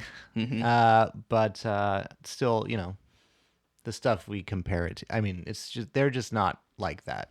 This band is not like that. So Not like what? The things you compare it to, you're saying? Yeah, like an actual crunchy ass band. Yeah, sure. It's never going to be. It's never going to emo, be. Yeah. Yeah. I'm not expecting them to go that direction. Tinnitus sucks. I have it in my left ear. Oh, really? Oh, yeah. For many years. Oh, now. yeah. You've told me this. I just don't remember anything. No, there's no reason to remember it. It's just a sound that I hear all day. And when I'm trying to sleep. But usually it varies in how intense it is. So sometimes for whatever X reason, it's a little worse, but it never gets to a point where it's intolerable. And when it's not at that point, that's a little worse. When it's at its neutral, its base level, I don't really notice it anymore. So it's basically fine. When I start talking or thinking about it, though, I do. Yeah, that's so the worst. I'm focusing on it right now.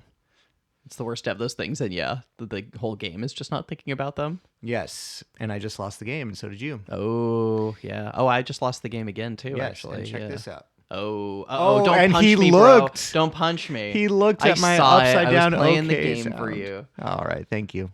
But doesn't that mean we're Trump supporters now? I only if you do it the normal okay way, but I did it upside down, which means you were playing that game. Okay. Okay, yeah, in fact. Okay. Gotcha. Oh my God! Don't flash that around here, bro. In this room. Yeah. You know where we are. You know what hood this is. This is not a white supremacist neighborhood. So don't flash that Yet. Okay, so Clown Blood, fun title. Orpheus is bobbing head. Interesting, some Greek mythology in there. I was trying to figure out what the Anhedonian mountains were. I mean, I know what Anhedonia is. I feel like I experience it sometimes, but what is it like? Simply, is it a pun maybe on the Andes mountain? Or is there a myth? Is Anhedonia based on some Greek myth, like some words that we get are some based directly like on Greek mythology? So I wasn't sure what Anhedonian mountains, if it was like building on something real or it was just something that they threw out there. Yeah, I mean, to me, I feel like that just sounds like a mountain range, and that was the Yes, joke on it. Yeah, Andes. Exactly. Because I didn't understand. Yeah, Andes, I didn't even catch on a specific level, but just generally, it sounds like I'm trying to think of other mountain ranges with the Donian. There are definitely Right. Caledonian. So yeah, it sounds like it. So I didn't catch it until I really read the lyrics, and I didn't know what Anhedonia was. So I just think it's a funny play on that. Yeah. Well, Anhedonia, for you users out there, is not feeling any joy Or desire, apparently. or desire. Yeah, that's pretty accurate. So yeah, when you're not, it's just a common symptom or coexisting thing with depression.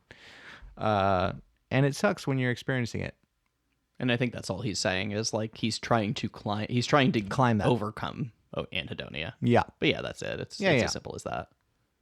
Just to circle the plug hole, just to go back down the drain. Yeah, exactly. Okay. Great. The other thing I want to say about that, just while we're here, is so if that is the inability to experience desire or want Or pleasure. in the chorus, he says, "It's not as if I want her to, I want for nothing." Yes. Which you could Call back. Exactly. You could take to say, oh, like I have everything I want for nothing. But what he's saying is I can't even want. I think that's a pretty interesting play. No, you know what? I'll give you a point for that. Hell one. yeah. We're getting a lot of points. You can have a users. point for that. This is pretty solid episode. Muppet Master. Oh, hell yeah. There's another point for that for mentioning Muppets. That's Puppet it. Master, Muppet Pastor. Oh yeah, Muppet Pastor is what I meant to say. Yes, Muppet Pastor, great. Mm-hmm. We like the Muppets here, so It's a fun turn, I thought, for sure. great. More cartoons, more puppets, more Muppets, So you should sing more about cartoons and fish, I think was what we had thus far. and Muppets. Okay, I guess Muppet So, Babies is a cartoon. that works. Mm-hmm. That works for me. When puppets turn into cartoons. That's the sweet spot for Travis? No, That's I mean, that's the thing. Someone write a movie where that happens. It seems like it'd be more concerning if the cartoons became puppets. Oh my god, they're into our world. Sure. Yeah, that works better. Okay. Well, point for Alex. Another point. Yeah, you can have a point, but the only pre-existing what's the word for it? The point is that we have an existing piece of art where Muppets, which are puppets, have turned into cartoons. I mean, it's not addressed in the show. Sir, but are you suggesting a narrative built around that transition? Yeah, That's what you're okay. exactly. But it's also a horror movie. Could be. Okay. But it would only be horrible for a Muppet. Exactly. Or the people living in the cartoon world. So that's oh where my God, baby Miss Piggy. Right. So that's where It's a it's just monster. completely unrelatable. Yeah. And therefore none of it hits with anyone. It sounds like a Pixar movie of some sort. Yeah. Like, what if the cartoons felt emotions? Yeah, okay. So it has to be the other way around. That's fine. No, Okay. it works this way now. Because what if cartoons felt emotions? It's the new Pixar. Instead of what if toys, but what if cartoons? What if yeah. Even though they're all animated, like they're all cartoons. Well, no, you have to have like a real world like cartoon artist who's like seeing this all happen and Right. is trying to help the situation or Oh something. God, forget this. You This did idea it. sucks. No, this is our new podcast. It's bad. Uh-huh. All right. I wrote down they go hard at the end of the song in particular. And that's nice. Orpheus was ripped to shreds. So, yeah, the head. I think there's like a painting of Orpheus's. Oh, is that? What are you showing me? Wearing my Orpheus's bobbing head T-shirt. Oh, okay, from great. Los Campesinos. It looks like it's still attached to a body. Maybe, but it's. But I guess well, no, technically- right here, maybe that could just be blood. It's hard to say. I'm gonna go ahead and call it still attached to the body. That's but- oh no. You see right here where it should be shoulders, it kind of cuts back in. So that's got to be a blood. That's got to be blood down there. Okay, That's a head, bobbing head, fine. and his lyre, Orpheus's lyre. Yes, he Boy's played the a lyre. Okay. So, remind me what Orpheus did in mythology. I cannot remember now. So Orpheus was a master of the lyre, Yes, the instrument, Lyre. Yes. And was favored by the gods because he was such a good player. He could turn the world to what was it? He can move the world to joy or sadness with his song. Okay. And so his voice. His wife Eurydice died, and he wanted to go to the underworld to try to bring her back. Yes, that's And- right. And That's right. Hades actually let him come in because he was so taken with his song. Mm-hmm. So in this song, the lyric is, "My voice moved Hades, so he extinguished the fire." So Yeah. allowed me to enter. Yeah, yeah. I'm who they mean when they proclaim the boys a liar, spelled Lyre Mm-hmm. instead of Liar, like the song. Boy a liar. Right. I don't know if it's actually a reference to that, but obviously just a play on the word Yeah. for sure. The But boy's yeah, a liar. but so this song is, and I'll double back. I'm kind of jumping ahead, but this song is generally about his role as a singer, and he's Yes. takes one Parasocial to puppet know. master. Yeah. Yeah, exactly, and takes one to know one. With Orpheus's bobbing head, and that he could like cry out and be so miserable that the birds would rip him to shreds. Sounds very Gareth. I'm so pathetic and miserable at crying. Right. So he's painting himself as. Well, first he's kind of building himself up a little bit. Well, sure, he always does that. But there's also truth to that. He's definitely that person up To on some stage. Yeah.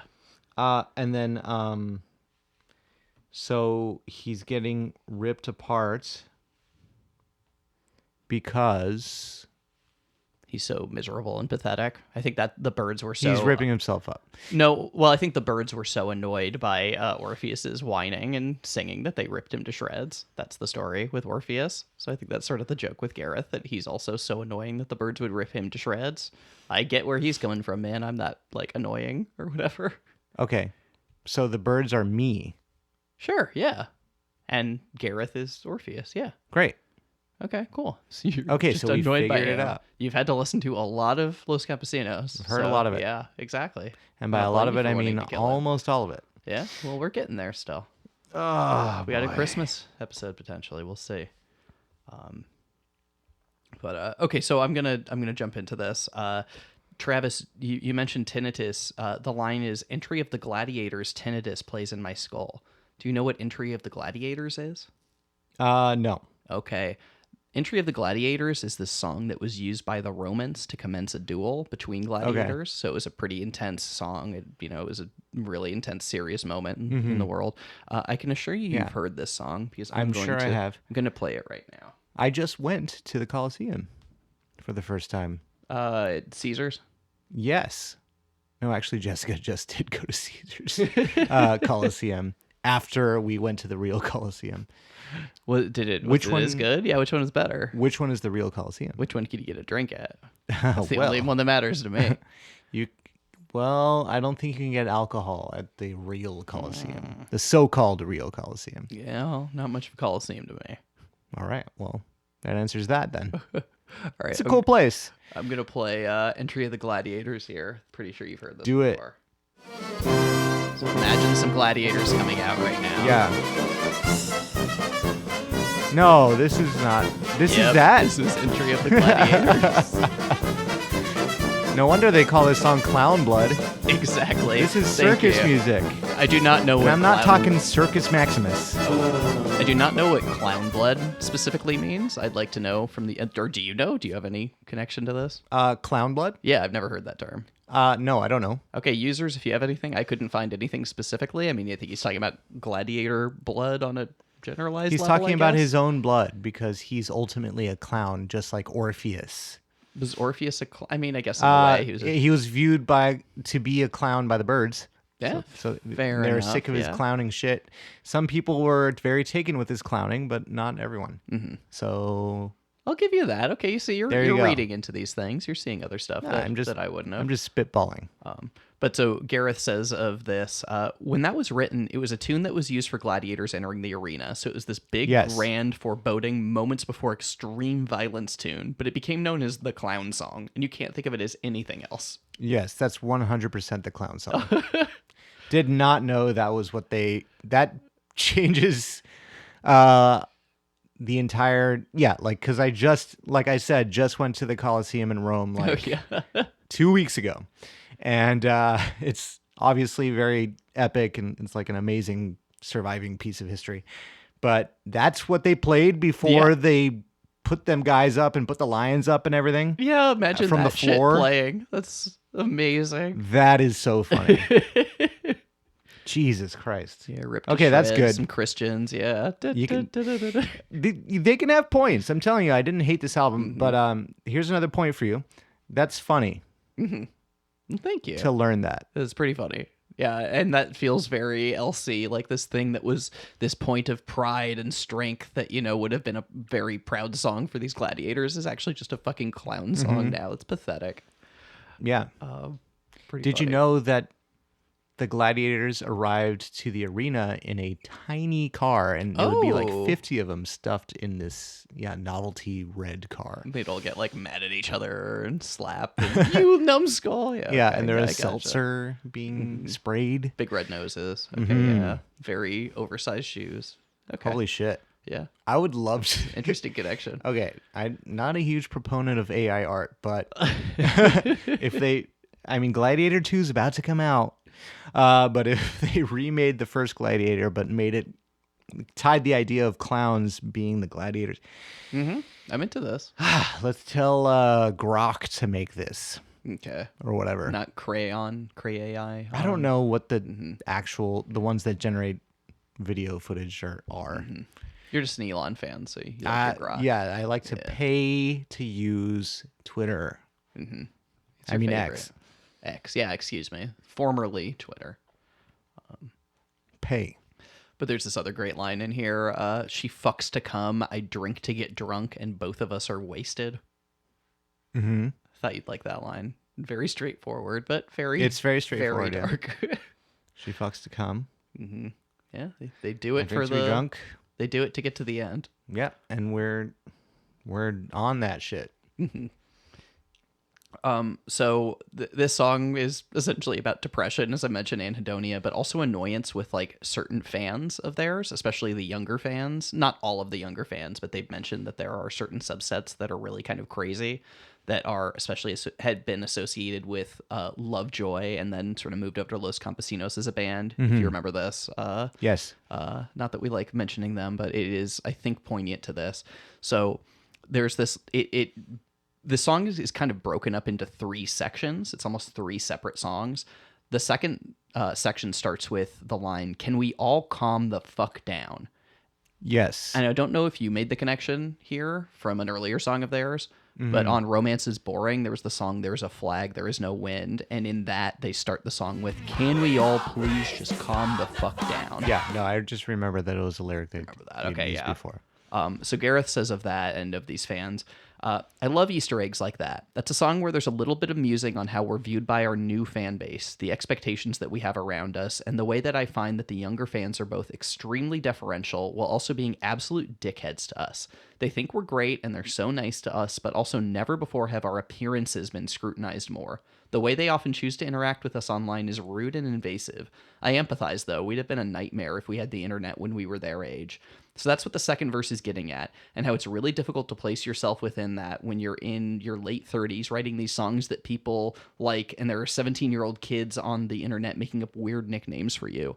I'm not even saying please anymore in my request to calm the fuck down. Right. Or you can just pay them no mind. Yeah, it helps. It just is very creepy on the internet, and I've definitely noticed this, the weird subsets of arguing and... But they're terminally online, so they interact, like they see all this stuff and do all that. Like, you don't have to do that, bro. Yeah. Don't have to. Like you said, it's just what's served to him, and a lot of it is really insulting shit. And when you're trying to hype an album, you're trying to like respond to stuff on social. Like even with this, like I don't want to respond This to podcast, you mean? everyone. Yeah, Yeah. I don't want to like I don't I've like insulted putting him a myself lot. out there. I get a And lot the of rest of comments them, from too. Travis, a lot of DMs from Travis about how terrible I am as a person. I've insulted the rest of the band by not mentioning them enough. So how's that, band? You didn't get that as mentioned as you should have. Band. Unfortunately. Collectively. I've got a lot of quotes from most of the members. No, of the you've band got in this. quotes. Yeah, not just Gareth. I've tried to move around. No, you've got quotes. That's fair. But so we're talking about that second section still and talking about fans. So I think he's talking about both himself and potentially the lead member of Lovejoy, who was canceled, Wilbur Soot. He says, "Parasocial puppet master, every sucker in between, sacrificial Muppet pastor to 1,000 needy teens." So I think in some ways he's kind of here. He's considering his role as being this person who has so much power. And it's kind of a creepy, gross role, especially for these people that are half his age, literally. It's kind of gross. And I think he understands that. And so it's always this weird dichotomy of LC of like seeing the problem, but knowing they're part of the problem and like, trying to figure out their role in it. It's not always a clean answer. But I think also like as long as you're not taking advantage of it, you're doing the right thing. I think they should be taking advantage of the teens. Having sex with these children. That's not what I said. He said taking advantage. Yeah, I guess that's what that normally implies. But I'm And talking it did with about Wilbur Soot, for sure. Well, yes, that too. But I'm just saying, just use them as a means to an end. Take their cash. Yeah, for sure. And build on the popularity to get some more cash. Because, hey, you guys are, probably tired from doing music and a job. Well, we brought it up last. Get the money. Take the money and run. We brought it up last episode that there's a weird thing between like making money from this thing that they almost don't want to but have no real option to. It'd be nice if they could just play music and make albums, but they have no option. They have to do it this way. Well, they could be taking advantage. Yeah, they could. Definitely true. They could sell out and write more relatable music or music that people like more. That's true. Definitely go for that. Just completely sell out. Go the way of Imagine Dragons. This is them being their most insular and not trying to appease people. No, that's good. So good for them. No, good for them on that. But yeah. I just feel like you can't dwell too much on like how your fans are acting. Like you're just making the music that you make, right? Yeah.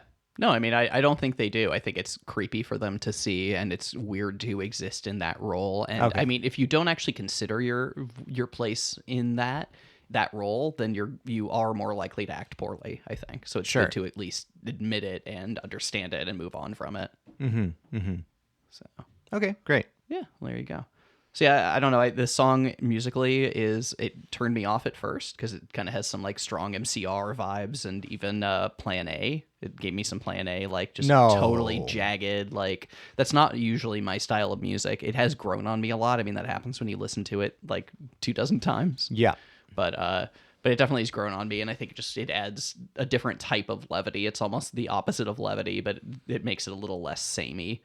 And when I say Plan A vibes, it's actually well produced as opposed to Plan A, which I think was just a broken song. No, Plan A is a piece of shit. Yeah, not my favorite. And fight me on that online. You already have. Yeah, people have fought me on that. Keep doing it because I'm not backing down.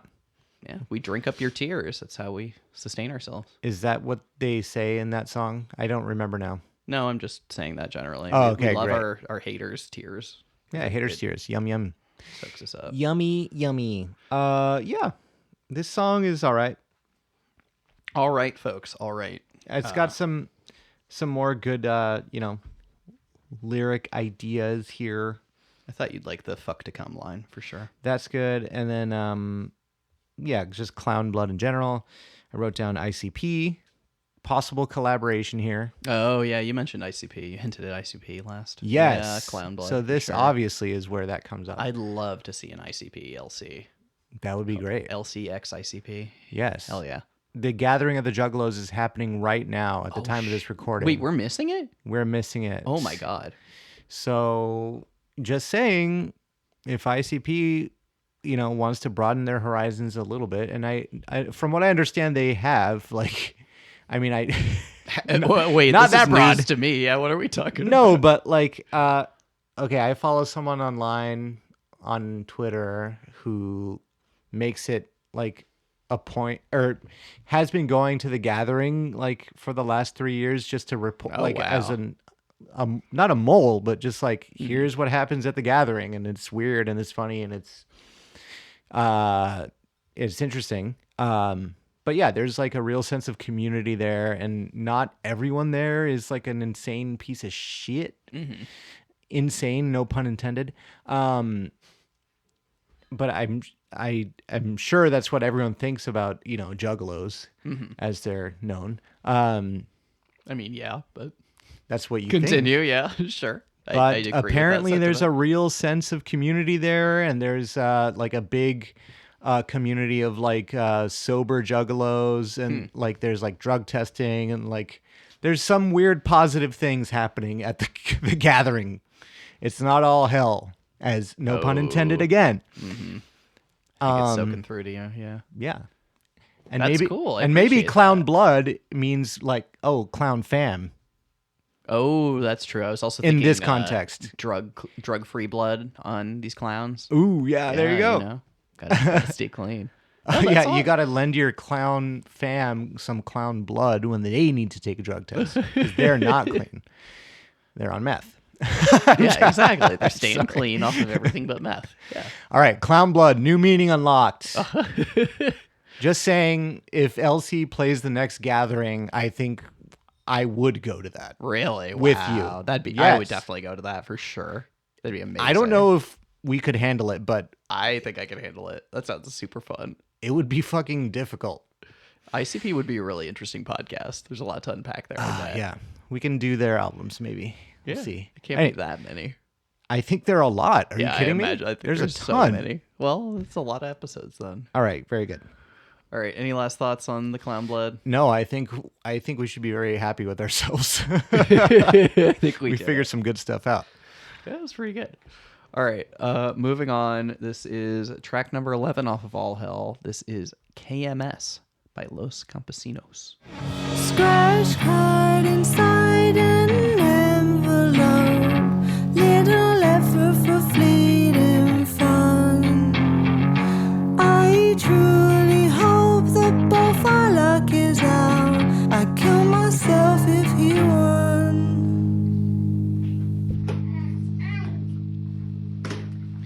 KMS by Los Campesinos. Okay, so there's some liminal spaces in this, which is interesting because I think later in the album there is like a literal use of the word liminal. Liminal space, actually, yeah. Which was funny for me to encounter. Just Ghost Arcade, empty malls vibes, urban exploration. That's neither positive nor negative, but I guess mildly positive. It's fun imagery that I like. I don't know. There's a lot of ideas in this song. The lyrics, I don't know what's really going on here necessarily. I don't know. I feel like I don't care what the lyrics mean. Just give me a more exciting tune because this one's boring. And not really breaking new ground for me. Other than it sounds a little different, I guess. But not in a way that I like. Not my favorite tune. I liked the sound of this. I thought it was, big surprise. But it is a big departure. Again, I say more country kind of production in a weird way. Kind of Sonic Youthy with like some pavement guitar, even maybe some pulp in there. I don't read it as country, but I understand what you're saying when you say country. Oh, it doesn't read as country, no. But you're talking about like the stripped back, back to basics. Yeah. Okay. Well, and not even that. It's like almost musical structure of the song. There's some country to it. I don't know. Okay. I'm having trouble describing this point. But users chime in. Do you think this song is country? Have they bought into the modern craze started by Lil Nas X, the country crossover? Country X emo? Oh no, thank you. Good. Hey, Old Town Road is a banger. It's fine, yeah. It's a banger. It's fine. Come on, man. I really respect Lil Nas X as a visual artist, but his music is so whatever. I don't love a ton of it. I haven't heard a lot of it, but that one is a banger. Sure. It's just stupid enough to work. That's my opinion. Well, it's something. We have your opinion. We Yeah. have about 15 hours of your opinion, so yeah. Then we have about Only more. 30 of yours. Yeah, fair enough. No, I'm just kidding. No, fair enough. I was doing that math again. I was like, maybe more like 8. I'm joking. No, I've yelled a lot on this. Especially this episode, actually. I don't know. I guess it breaks new ground in terms of this band, but I don't know. It didn't do it for me. Well, it does on a lot of levels. Definitely sonically, and also, I mean, just Kim singing lead, which is the first time we've Right. really had anybody sing lead outside of Gareth. Yes, that's true. I did not know until after I'd heard the song a few times what KMS meant. That was very funny to me because Yeah, you mentioned Travis- that before. Travis really got on me about that, which is kill myself. Yes, we accidentally talked about that off air, which should be illegal. We but, try not to. Try not to. Save the But good yeah, stuff. KMS, kill myself. Yes. These are things that you learn when you're more actively online. Yeah, I was not quite as much and was not talking about suicide in the same level you were, I guess, but no judgment here. I'm always talking about. That's all he's ever bringing up. Yeah. We get it, Travis. Yes. Just do it already then. Mm-hmm, Yeah, we just egg him on. Gosh. So dark. Jesus. Do it. Okay. I don't know. I don't really have a lot to say about this song. I'm really sorry. Sure. Fair enough. I did. Is it understandable though? It's understandable. That was the word. Great. I forgot about that.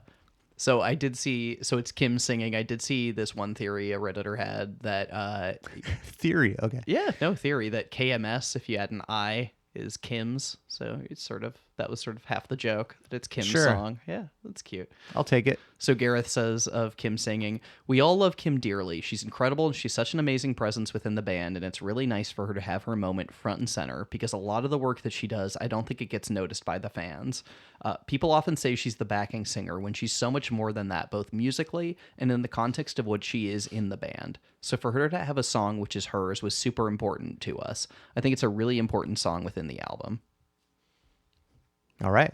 Didn't say much, but okay. Yeah, no, not a ton. Just he's happy that she's singing. He gets to choose, so good for him. Good for him.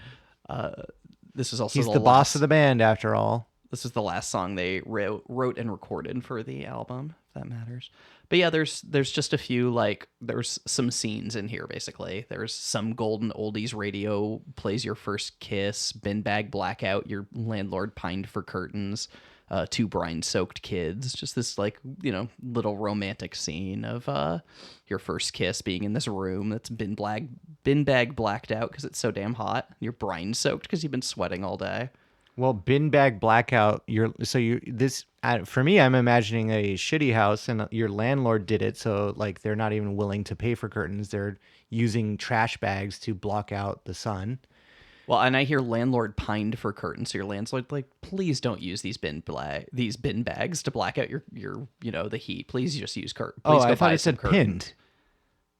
Is it not pinned? Your landlord pined for curtains. Is the way I written read down it. as pinned. So I don't know if you are correct. That might be. So this is a depressing scene. Landlord's pined for curtains. We have to listen to it. Listen to it again. Pause. Pause? Okay, pause. All right, we just listened, and the line is pinned, but I don't understand that your landlord pinned for curtains? Yeah, they pinned up bin bags on the or they pinned up windows. their landlord. No, the bin bags. Okay, you're not British enough to understand what bin bag means. It means trash bag, I get right? That, but what is your landlord pinning for? Oh, your landlord pinned the bin bags okay, to black out the room because you're You're living right. in a trap house. You're 100% right. So this is a depressing scene, but it's still maybe a nice first kiss. And then what's up with the kids? There are kids there, or you years later you had kids. Why are they soaked in brine? Well, he's saying your first kiss, and the landlord pinned up the bin bags for curtains. So I think this is like their first, someone's first apartment, yes. And they're having this romantic moment, and they're brine soaked because they're hot as hell because it's a heat wave. 'Cause that's what the bin bags are about. You put those up so you don't get the heat in. Oh, I thought they were just so you don't. Well, it's also curtains too, but also that would keep the heat out for sure. I guess so, but where else does it refer to it being hot? 2 brine-soaked kids. Brine-soaked does I don't buy could that just being be sweaty, sexy sweaty. Sure. Okay, I'll they're give you sweaty. that. Sure, they're sweaty. I mean, that's what he's saying. Brine-soaked for sure. Oh, right, they're the kids who are brine-soaked, right? Because they're making out. Yeah, exactly. Fine. So it's hot. Yeah. And then the chorus is, no lie, I'd lay down my life for any rat in the road. Yeah, I'd lay my life down for you. Depressive episode. Which I think is kind of a beautiful sentiment, but I don't quite understand what's being said here outside of just depression. For any rat. Yeah. Just for any rat? Any single rat. I mean, there's some bad rats out there. You saw Ratatouille. Yeah, so any rat, though. Actually, I think all the rats were nice. All the rats are good in Ratatouille. Some of them are ignorant. Yeah, well, they're bad. Trump voting rats. It's not good. You can get rid of them. Yeah, I guess so. They don't like change. Mm-hmm. Or no, they're not interested in expanding their horizons. That was the problem. Mm-hmm. They just want to eat the trash. They want to eat the trash. Yeah, it's wrong. There's Remy's dad and his brother. They're all wrong. Well, wrong? They're wrong, Travis. Yeah, I guess. What are they doing right? I guess they're wrong. Sure. Well, I guess that's true. They Cooking should eat better. Isn't actually necessary. We could just No, eat. it's not wrong. Mm-hmm. The art of cooking is unnecessary, to be fair. The art of cooking is unnecessary, but it enriches our lives. Sure, if you say so. And that was the point of Ratatouille. Mm-hmm. We got there. There's folks. nothing else. End of podcast. We got Nothing to the else end that of movie the had to point say. of Ratatouille. Ratatouille's the best. It's a good movie. It's really good. Good flick. So yeah, I just think this one has another really cool build-up, shockingly, which then crashes into Gareth coming in with his lines, which I think are pretty cool, where he says, like, it's a medical condition to hold such inhibitions, which is pretty funny. And then paid partner validation is no route to salvation. That's pretty funny. Sort of a play on paid parking validation.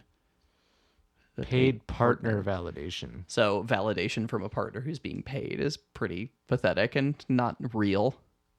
What is a paid partner?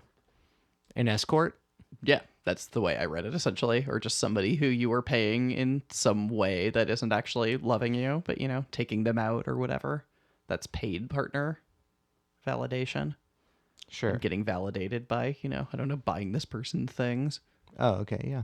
Maybe. I don't know. It's a thought. Sewer swimming like rats, like Ratatouille. Exactly. And then at the end, she says, "I truly hope that both our luck is out. I'd kill myself if he won." So I think she's Like Ratatouille. that they all kill themselves. That's a great ending to Ratatouille. Well, we've achieved culinary perfection. Let's Let's murder all drink the ourselves. Kool-Aid that I made. Jesus The Christ. artisanal French Kool-Aid. It'd be delicious. Remy was a good chef, Really good chef, from what I could tell. especially with rat poison. Couldn't taste any of the food. They should have done smell-o-vision for that movie. Ooh. Underused art form. Yes. All right. Sorry. Moving on. No, please. Or So going back to. I can't tell if she's saying, like, I hope that he wins and then I'd kill myself if he won. Like, hoping that happens so she can kill herself. If he won the lotto. I think it's Scratch almost like card. a voting thing that she's saying. I'd kill No, myself scratch if he card. won. Maybe. Yeah, Scratch sure. card is a lottery ticket. Well, sure, but there's also something in this line where he's scratch card inside an envelope. Yeah. But inside an envelope, I feel like would be a voting envelope.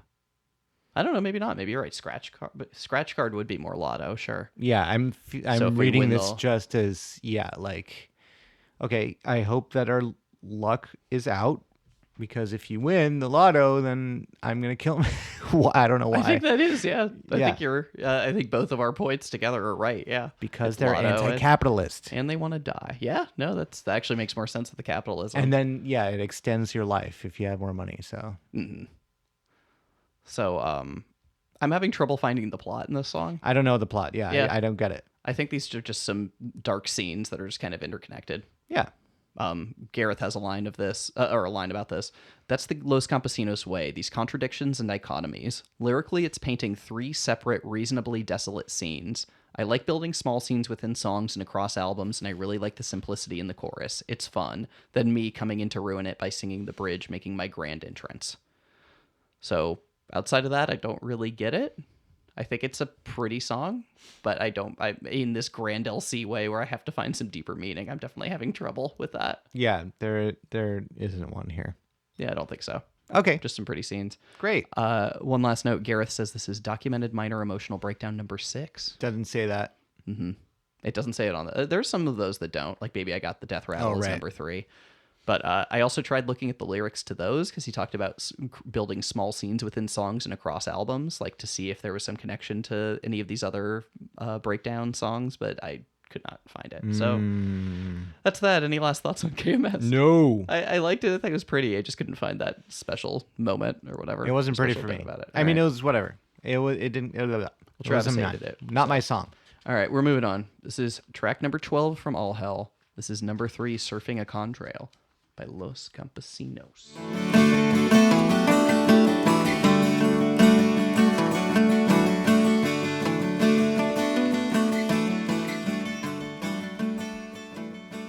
All right, that was number 3, Surfing a Contrail. Number 3. What do you think? You said number 3. Well, it's Yeah, 3 dot the Surfing a three- Contrail, yeah, the yeah. 12th track of the album. Yes. Okay. Great. So, for this one, normally what I do for these is I write the title of the song, number 12, Surfing a Contrail, and then underneath, like as a bullet point, I'll write filler. This time I wrote Surfing a Contrail parentheses filler and parentheses, and didn't even write anything underneath. Oh, very emo of you, yeah. Yeah, it's a perfect song. I made the song title better, maybe. Yeah, so skip, and then should we take a break? Yeah, pretty much. Only thing I wanted to say All right. was reminds me a little bit of the game Outer Wilds. I don't know if any other users got that vibe, which has like this. I still haven't played it. That's one of my I know, top I 5 have to. games. But you need to like puzzle boxes. But there's this thing to it where there's this like one song that is playing that like you keep finding different people that are playing different instruments to it, and it kind of collaborates in this beautiful way, and it sounds a little like that. Outside of that, yeah, it's the same thing. It's filler is not a word I will use because it is a nice little alleviating bit to end a vinyl side. But yeah, there's nothing more to say about it. Give me more of Spit. Spit was a good song. Spit. Just give me more of those. It would have taken you 10 minutes to write a couple of those. All right, I'm not Sheesh. criticizing. I love LC. All right, you want to take a break, Travis? Let's do it. All right, we'll be right back. Bye. All right, and we are back. Well. Look who walked in. How do you feel? We've got 3 songs left Only 3 left, folks. Before- It's getting sad. the band breaks up. No, don't say that. I think one of the reviews, like the Pitchfork review or something, sort of suggested this being their last band, and LC was like, Their last album? No. Yeah, like their last album as a band. You're like, no, like you're not quitting. If Pitchfork says. Yeah. I thought Pitchfork was done. Well, no, they still exist, but on this tragic little level. It's like they fired Oh. everybody and hired 2 people that had no relation and won't fight back. It's like what happened at Kotaku. Got it. It's pretty sad. Yeah. All right, let's I get feel like Kotaku was just Pokemon Go news for like 3 years. And that's when I stopped reading it. Yeah, Kotaku's pretty broken. There's some good sites out there. Rock, Paper, Shotgun, Yeah, yeah. Polygon. There's some good ones. Mm-hmm. But yeah, no, Kotaku died years ago, along with Deadspin. Oh, tragic loss. That one has not been replaced at all. We definitely need a Deadspin. That was the sports one, right? Yeah. And they just, like, sports is so grossly reported on, or sports media is completely owned by conglomerates like ESPN that literally own other leagues or the rights to other leagues. Yeah. So they, like, only talk about those leagues and talk about them in these deferential ways and avoid topics that they shouldn't. Oh, yeah. It's all frustrating. just like, what should these teams be doing? And not, there's never any look at the overall, like, situation. No, they avoid it, if anything. Yeah. It's a little gross. All right. All right, let's move on. This is track number 13 from All Hell. This is Moonstruck by Los Campesinos. Silver slabs,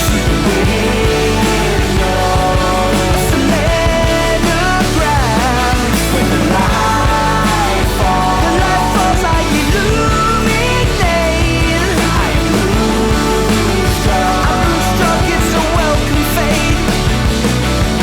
It's hard to find the romance in a town not known for sunsets. That's Moonstruck by Los Campesinos. Okay. So no Cher reference anywhere. No, unfortunate. Okay. Disappointing. Not, yeah. So what? He loves the night. What is this song? Tell me this. Yeah, so one of my notes is He's I think in love with the night. great production on the song. I think it's maybe the least necessary song, lyrically and musically. Yeah. I think it just kind of fits there musically. Isn't there another song that sounds almost exactly like this? I mean, you When could, the night falls or when the light falls or something like that. I need to go back and I guess listen again to everything. yeah, you'll have to listen to every single song. I'm gonna have to do that for the next episode anyway. So, Yeah. I don't know. This one feels like not, like you said, necessary. So, I mean, the thing is, I still really like the sound of it. It sounds a lot like Order of the Seasons musically, and I love Order of the Seasons.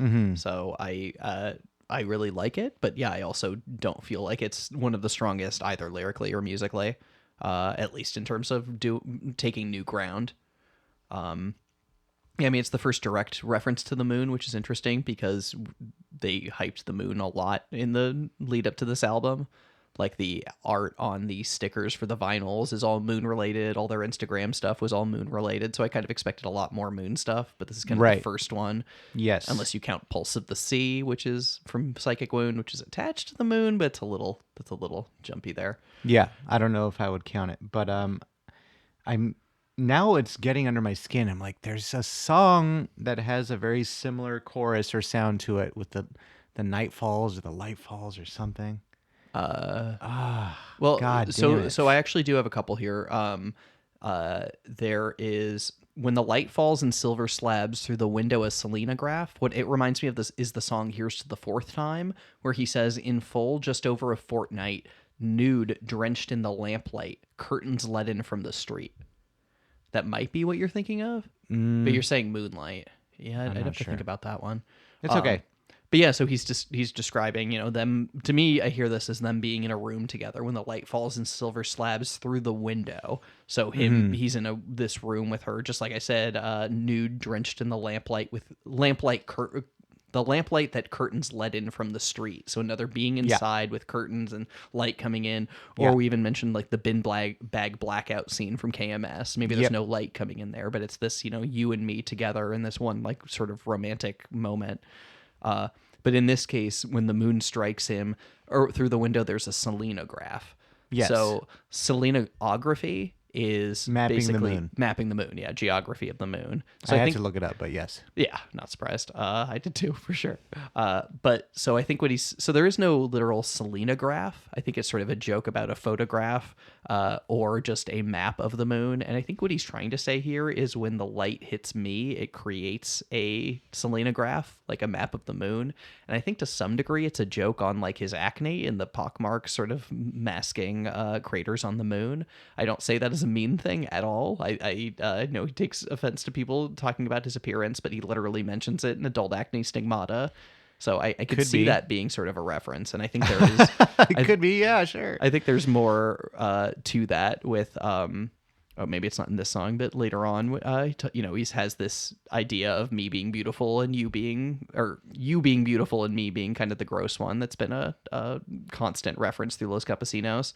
And so I think he's talking about that, like, when the moon falls, I illuminate, and I'm moonstruck, which is maybe sort of awestruck, like Stendhal's, it's a welcome fate. I just think it's this beautiful idea that when the moon strikes him, he's... Yeah, why didn't you just leave it at that and leave the acne out of it until the 15th song? Mm-hmm. Maybe it's just simply he's getting hit by the moonlight and he's moonstruck and he's in love, and that's it. That's the most obvious there. one. Quick, He's before just you insult the man. I'm not trying to insult him. Why would you insult him? He sings about this. What the fuck? He has it coming. I'm joking. I has it insult him coming. all day. There's this great line I really like in here that isn't related to the moon part, but detox to retox. You got to detox to retox. Yeah, I guess it's easier to get drunk when you're not drunk. Mm-hmm. Yeah, I see it as where existential nihilism meets alcoholism. Like, the only reason to detox is so you can then just retox and get more drunk. Right. See, otherwise you have no tolerance. So I just find that kind of funny. Right. Or you can't tell the difference. And feeling the difference is what gives you the rush. That's interesting. Yeah, that's true. Detoxing is its own retoxing. This also apparently is a Fall Out Boy line from their 2008 album Fully Ado. I think the song was The Disloyal Order of the Buffalo. And they were called out on it like, oh, cool reference. And Gareth was like, oh shit, I did not realize that. I kind of osmosed that line, I guess. Damn. Yeah, so which line? Detox to retox. Oh, that is... Yeah, that's specifically a Fall Out Boy line. Okay. That's at least where it first comes up. I think it's just a funny idea, and it's a 16-year-old album, so I don't think they were going out of their way to steal lines, especially considering they've called out certain artists for stealing their lines. So I think it was a happy coincidence, whatever you want to call it. I mean, yeah. These damn songwriters need to pump the brakes and realize, hey, every person on earth is thinking about things at all times. Mm-hmm. So sometimes you're going to have some ideas that aren't original. It's okay. Yeah. It's fine. No, for sure. You're always going to come off on the same... You're going to come to the same puns as other people because there's only so many puns to get to, for sure. I don't think anybody took any offense to that. It's just a funny coincidence.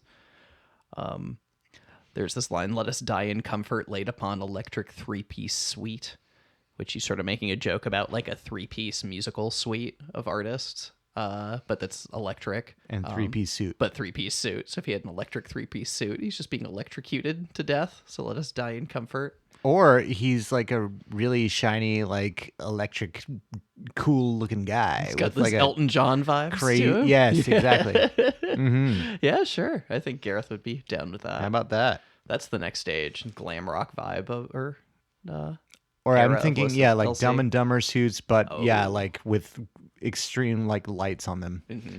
This sounds Super like a good shiny. era for the band. I think that's right. Matching, yeah. Hits their vibe for sure. And then this beautiful, here we get more romance and climate change into the world stuff. You and me, antipodes, the Earth's collapse, we finally meet. So an antipode is... I looked it up. Yeah, direct geographical opposites. So imagine the North and South poles. So when the Earth collapses, those poles will meet. So we'll finally meet. It's this romantic moment amid the disaster of climate apocalypse. If it implodes, Yeah, exactly. It would have to be an implosion, and it would have to be a very specific implosion that, unless everything... A perfect implosion. Yeah, exactly. Well, then all but the then everything, antipodes would everyone meet, meets, yeah. Well, it's beautiful. There must be all sorts of antipodes. Okay, trying to meet. Or it's this one specific way of collapsing where those two antipodes touch first. Sort of a donut. Like a donut, yeah, yes. falls on each other. Like one of those. There's some peaches that are like that. Oh yeah, I know what you're talking about. Yeah, really tight Saturn in the middle peaches. there. So Real something sexy. like that. Okay, sounds good to me. Are they called Saturn peaches? I don't know. Well, I like that term. I think they might be. That makes sense. So one other thing, the build-up. Great build-up, big surprise here.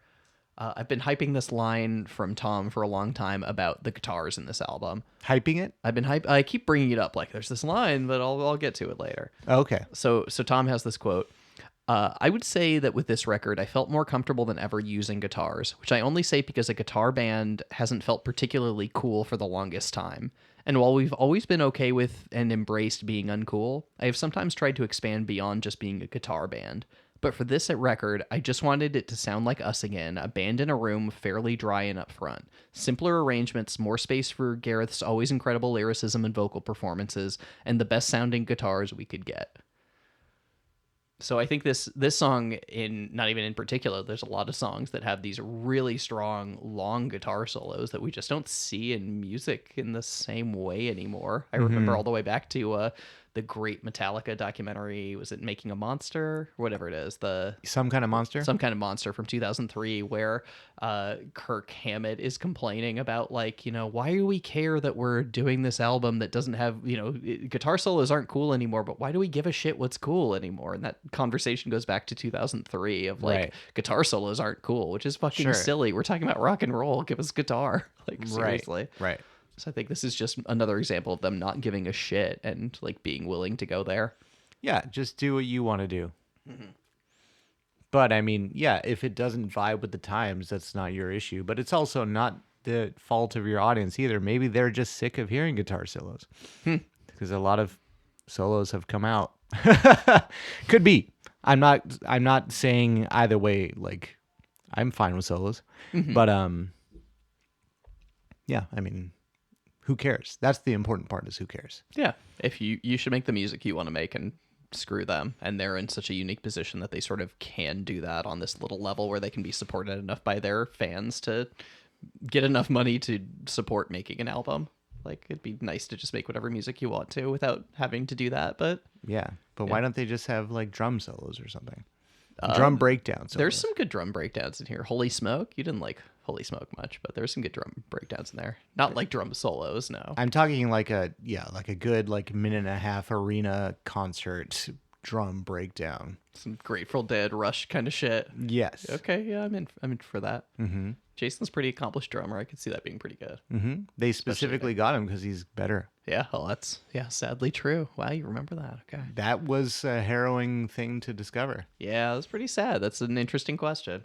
They're always filled with these contradictions. Well, I tell you, they couldn't have done it with the other guy. Yeah, no, they couldn't have. They need this guy to do the drum solos that the next album is going to be comprised entirely of. Okay. Just drum solo Los Campesinos album. Okay, really quickly before we move on, this is the only other song I wanted to play a clip from the Digital Deluxe version. Digital I think this Deluxe is a really pretty, stripped back version of Moonstruck. So I'm going to throw that on right now. Oh, unnecessary, he said. Most unnecessary song, he said. Has to play two versions of it. I think it's beautiful. When the light falls in silver slabs through the window, a selenograph. When the light falls, I illuminate. I am moonstruck. It's a welcome fate.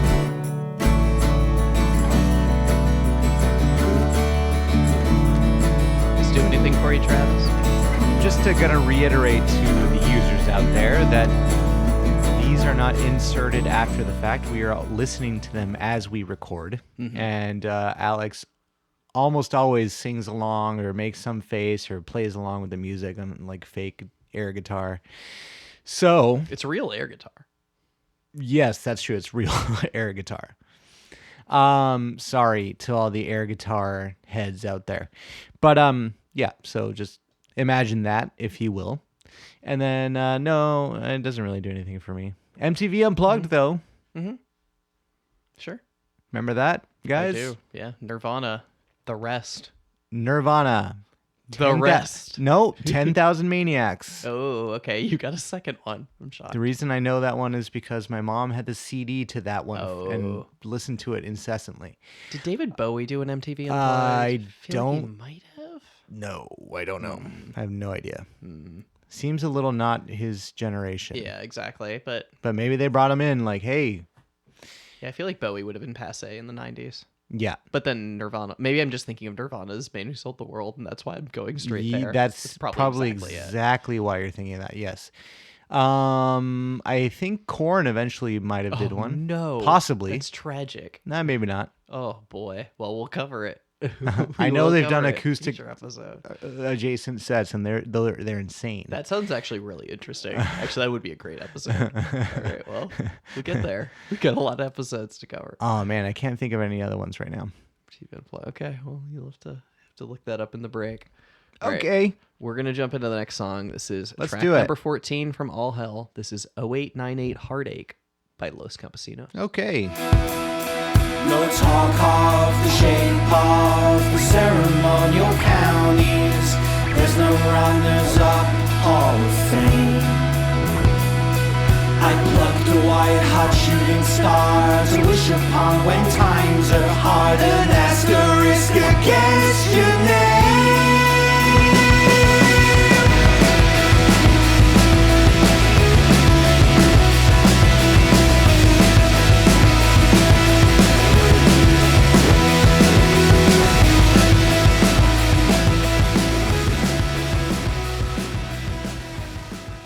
Oh, 0898 Heartache.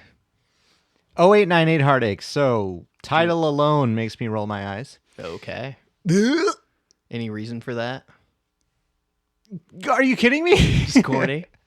Heartache? Yeah. How many albums, how many songs have there been at this point? Are we at the 100 mark? Number 7. Oh, with an EP, so I'll give you No, 8. the total number of songs that they have released in their career. We're getting to it like we're over 100, yeah. Okay. Well, then you see why I roll my eyes, because I'm like, okay, guys, we know. Okay. I thought you moved on to the death. But this isn't about their heartache, Travis. I don't care. I don't care whose heartache it's about. The title made me roll my eyes. Okay. So what's the magpie theory again? Can Okay, we go through the magpie thing real quick? Sure, yeah, it's not I'm even a so sorry. theory. So summon second magpie for a small dopamine hit. So Yes. there's this magpie song or poem, whatever you want to call it, Yes. just saying in British culture, which is Yes. when you're talking about magpies, 1 for sorrow, 2 for Right, joy, right. 3 for a girl, 4 for a boy. Can't remember the other ones. Something Yes, about riches yes. and shit No, I like just that. have But to yeah, 1 remember for sorrow, 2 for joy. The source of it. Yeah. Okay. The Which is poem. very clearly, one person alone is sorrowful, 2 can create joy. Yeah. 1 is the loneliest number that you'll ever do. There you go. 2 could be as bad as 1. It's the loneliest number since the number 1. That's true. 2 magpies, not so happy. 2 magpies makes joy. Good fake LC lyric. 2 magpies can go to hell. Give me 3. 2 magpies. 1 magpie creates another magpie. Let's They not just. talk about Dominion again. Oh, that's true. But yeah, your eyes lit up. You're like, yeah, they like spawn. They I they thought you were reproduce osmosing. asexually. Yeah, exactly. 2, then By 4, budding. then 8. Yeah. That's huge. Okay, great. So there is grind my bones into the finest snow.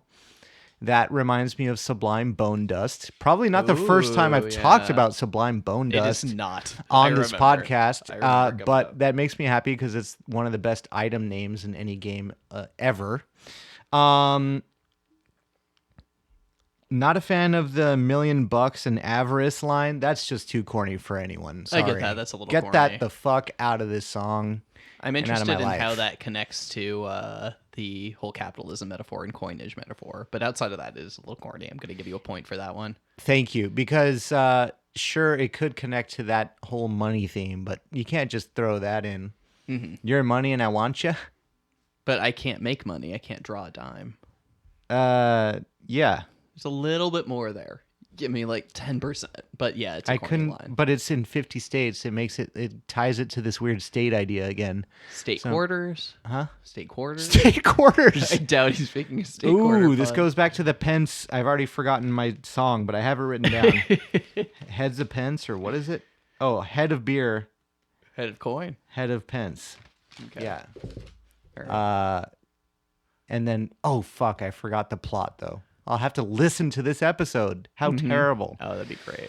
Jesus No, Christ. I have to listen to all of these. I can let you know. That's true. Sadly, I You do. can film. I love that. You get to do the work for me. Mm-hmm. Yeah, so I don't buy that line, and I, can't buy that line because I don't got $1,000,000 and I don't get Ooh. whatever 50 states. I can't turn a dime. I wrote down he drank beer. Okay, yeah, you got it. That was probably where me was that being from? like, he did 5 halves for his birthday. Oh yeah, 5 halves. Um, Bitter lager, Guinness cider, I'm lemonade. like, to okay, chase. great, you drank beer. Gross. 40 ounces. It's a lot to. Not a rival to your party. Only 3 of them are beer. One is cider, and one is lemonade. One is lemonade, yes, but he also did drink beer. LC has now said that this is no longer called 5 halves. This is called 0898 Heartache. Doing 5 halves. Is that right? Mm-hmm. Gareth said that. Or they're calling it the 0898 Heartache. I wanted to do it. They're just renaming it. Yeah, sure. Okay, so that's the parasocial puppet master stuff. Yeah, a little is bit, That yeah, fair hey, enough. don't just start renaming traditions. I think it was a little bit of a joke, but Okay, good. we were up at Lake Arrowhead recently with the boys, and I was hoping to do 5 halves, but then I was like, I'm just gonna feel miserable. I'm drinking enough already. No, 5 halves is very doable. So half is half a what? A Half liter? a pint. Oh, half a pint. So then 8 it's fine. ounces. Yeah, but all at once, and then you're just drinking. You're shoving down 40 ounces for no reason. It's all at once, like quick One, succession, then one. Yeah. not like mixed together like King's Cup, No, right? God, no. Oh yeah, that'd then be it's ill. fine. It's fine. doable. It's just not fun. I think it would be fun. I'll do 5 halves, Okay, but let's I'm do not 5 calling halves. it 0898. No, we're doing 0898 Nope. Heartaches. Yeah. If you call it that, then I'm throwing out my beer. Okay, well, I'm maybe you'll literally drink it throwing out the first. beer we poured in the trash. All right, fair enough. So the key is you just say it Understandable. immediately after I Yes, finish my obviously. last one. Obviously, And yes. then you try to vomit, and I'm laughing at you because then you're more of an LC song because you're vomiting in the bathroom. Yep. You think I do it in the bathroom? That's the kicker. Is Fair I'll enough. do it on the table, which Ugh. is even more Even of a more lyric. LC. But you'll She have to clean vomited it down because my I'm not rental doing it. Vomited down my rental tux, Yep. so I'll get a rental tux. Okay, great. I feel like he's even talked about this, like, yeah, because I've talked about the Sublime Bone Dust. That made me think, like, wait, so has he talked about this whole idea of being fertilizer already? Because that whole chorus, or not chorus, that whole stanza, whatever you call it, the Fertilizer? yes, grind my bones into the Oh, finest I see, snow, yeah, lay me yeah. and melt me in a crack of sun, restored to earth, afforded a second birth, dine on my rotten fruit for years and years to come. Yeah, I think that's a really cool. It's kind of cool. Sequence, yeah. Rotten fruit. Yeah, exactly. It's just bad vibes. What's which the I like it. ominous food? What is Fuck. it? Dubious. I've given you a food. lot of points here. It's some dubious food. Some dubious food. Breath of the Wild. Yeah. There's the one where Censored food. he and his lover like melt into the water. Basically, they Yeah. and mold or whatever. It's pretty gross. I can't remember what it is. Hasn't Their he bodies said like grind me disintegrate. up or yeah? I feel like there's I don't know some. about grind me up. Grind my Yeah, maybe not. bones. I'm trying to think of that one. Well, Sublime Bone Dust. More for you to look up. I don't like the song, but I like that sequence of things. Do you not like it musically? I think musically it's pretty cool. Eh, I think it does some really cool build-up stuff always. meh. Meh. Okay. I also think that lyrically it's really interesting with all this phone stuff. So, did you catch the phone? 0898 Heartache is the phone number. Yeah, that would be a phone number in the UK. Yeah. And, Except no. Wait. well, it's too long. It's too long. Sure, but whatever. Which is something I was going to bring up. Well, there's also an album, and it's partly a reference to the album by the Beautiful South. If you remember that band, that is Gareth's favorite band of all time. right. And they have an album, 0898 Beautiful South. Okay. So this is partly a reference to that. That doesn't save it. But yeah, this song's all about finding solace in another through the connection of phone calls. Gareth has a quote here. 0898 is a lovelorn head-down sprint from limbo into oblivion, a song about negotiating with Mother Nature, drinking yourself blind drunk, and breaking loaded silence with pointed questions on a long-distance call to everyone you ever knew. Tom also says about the music was written late 2020, while probably feeling sorry for myself about a Christmas alone during the pandemic. I think the initial ideas for this were the result of the heightened emotional state we'd been in after that year. I know Gareth always likes a little extra space in a song to allow him to develop his ideas in more detail, so this was an attempt at a longer, more patient track, a build and burst scaffold for him to scream from the top of. Okay. Yeah, it's a good scream, the part that you played. Yeah, that build up and crash and guitar solo. Yeah, they've mastered they know what they want to do with that, and they know how to do it. They Yeah. really have. They want to build it up Yeah. and belt it out at the And end. scream into a guitar solo. Yeah, for sure. But no, there's all sorts of. I think the strongest stuff of this is all the phone metaphors, and I think it's one of the strongest metaphors on the whole album. Is like all the phone stuff they build. So line engaged, cradle to grave. You know, she's just like literally always on the phone, always in this kind of sad misery. On the phone, potentially with him. You Ever occupy. since she was a baby. Yeah, cradle to grave. You occupy liminal space. So this liminal space being like an empty, eerie space, which you can associate with being on a phone call with someone. When you're talking to them, they might as well be in some just dark, empty room, and you're just hearing their voice. They're in a dimension. Another dimension. Well, it is true. Yeah, it's like this void. A recipe for disaster, a table laid for two. So the two of us on this phone call is just like disaster. And this one took me a long time, and I think I have a good theory here. I plucked a white-hot shooting star to wish upon when times are hard, an asterisk against your name. So I'm pretty sure the star is the asterisk. Yeah. Asterisk, but what? well, the phone, if you look at a phone. Yeah, as a star. Yeah, as a star. That took me way too long to understand. So it's like a Okay. white hot shooting star, especially on an old phone pad, which would be like black with white writing on it. You'd see this white shooting star. And so I think the idea is like, you're my little bit of hope. You're the white hot shooting star. And when I need to call you, I will call you. And so that's my like little bit of hope, is being able to like have you. You're my solace for when times are hard. Okay. Okay. So yeah, wish upon when times are hard. And then there's this just great reprise at the end. Or reprise, the wrong word, but whatever. I'm getting drunk.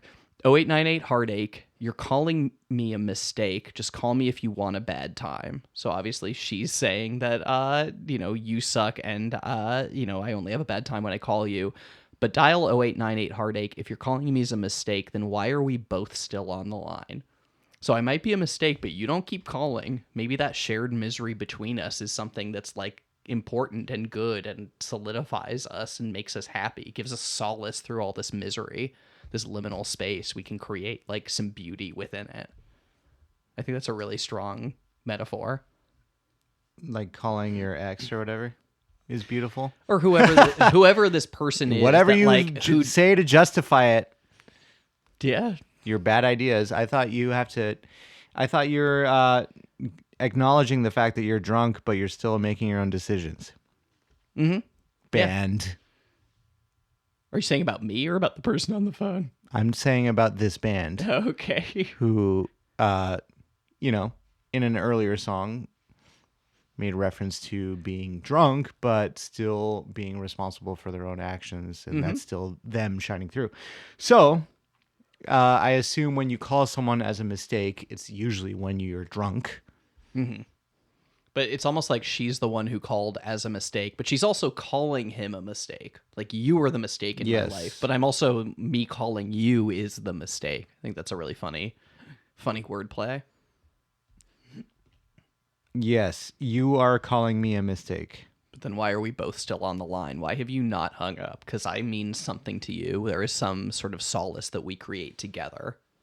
And that is beautiful. You were a mistake, so little left. and calling you was a mistake. But is it really a mistake if we're talking on the phone? Mm-hmm.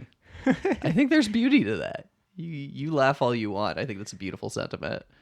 Could be, or it could be that they're just making a hella mistake and they're drunk, knowing them, seeing that he's been doing 5 halves.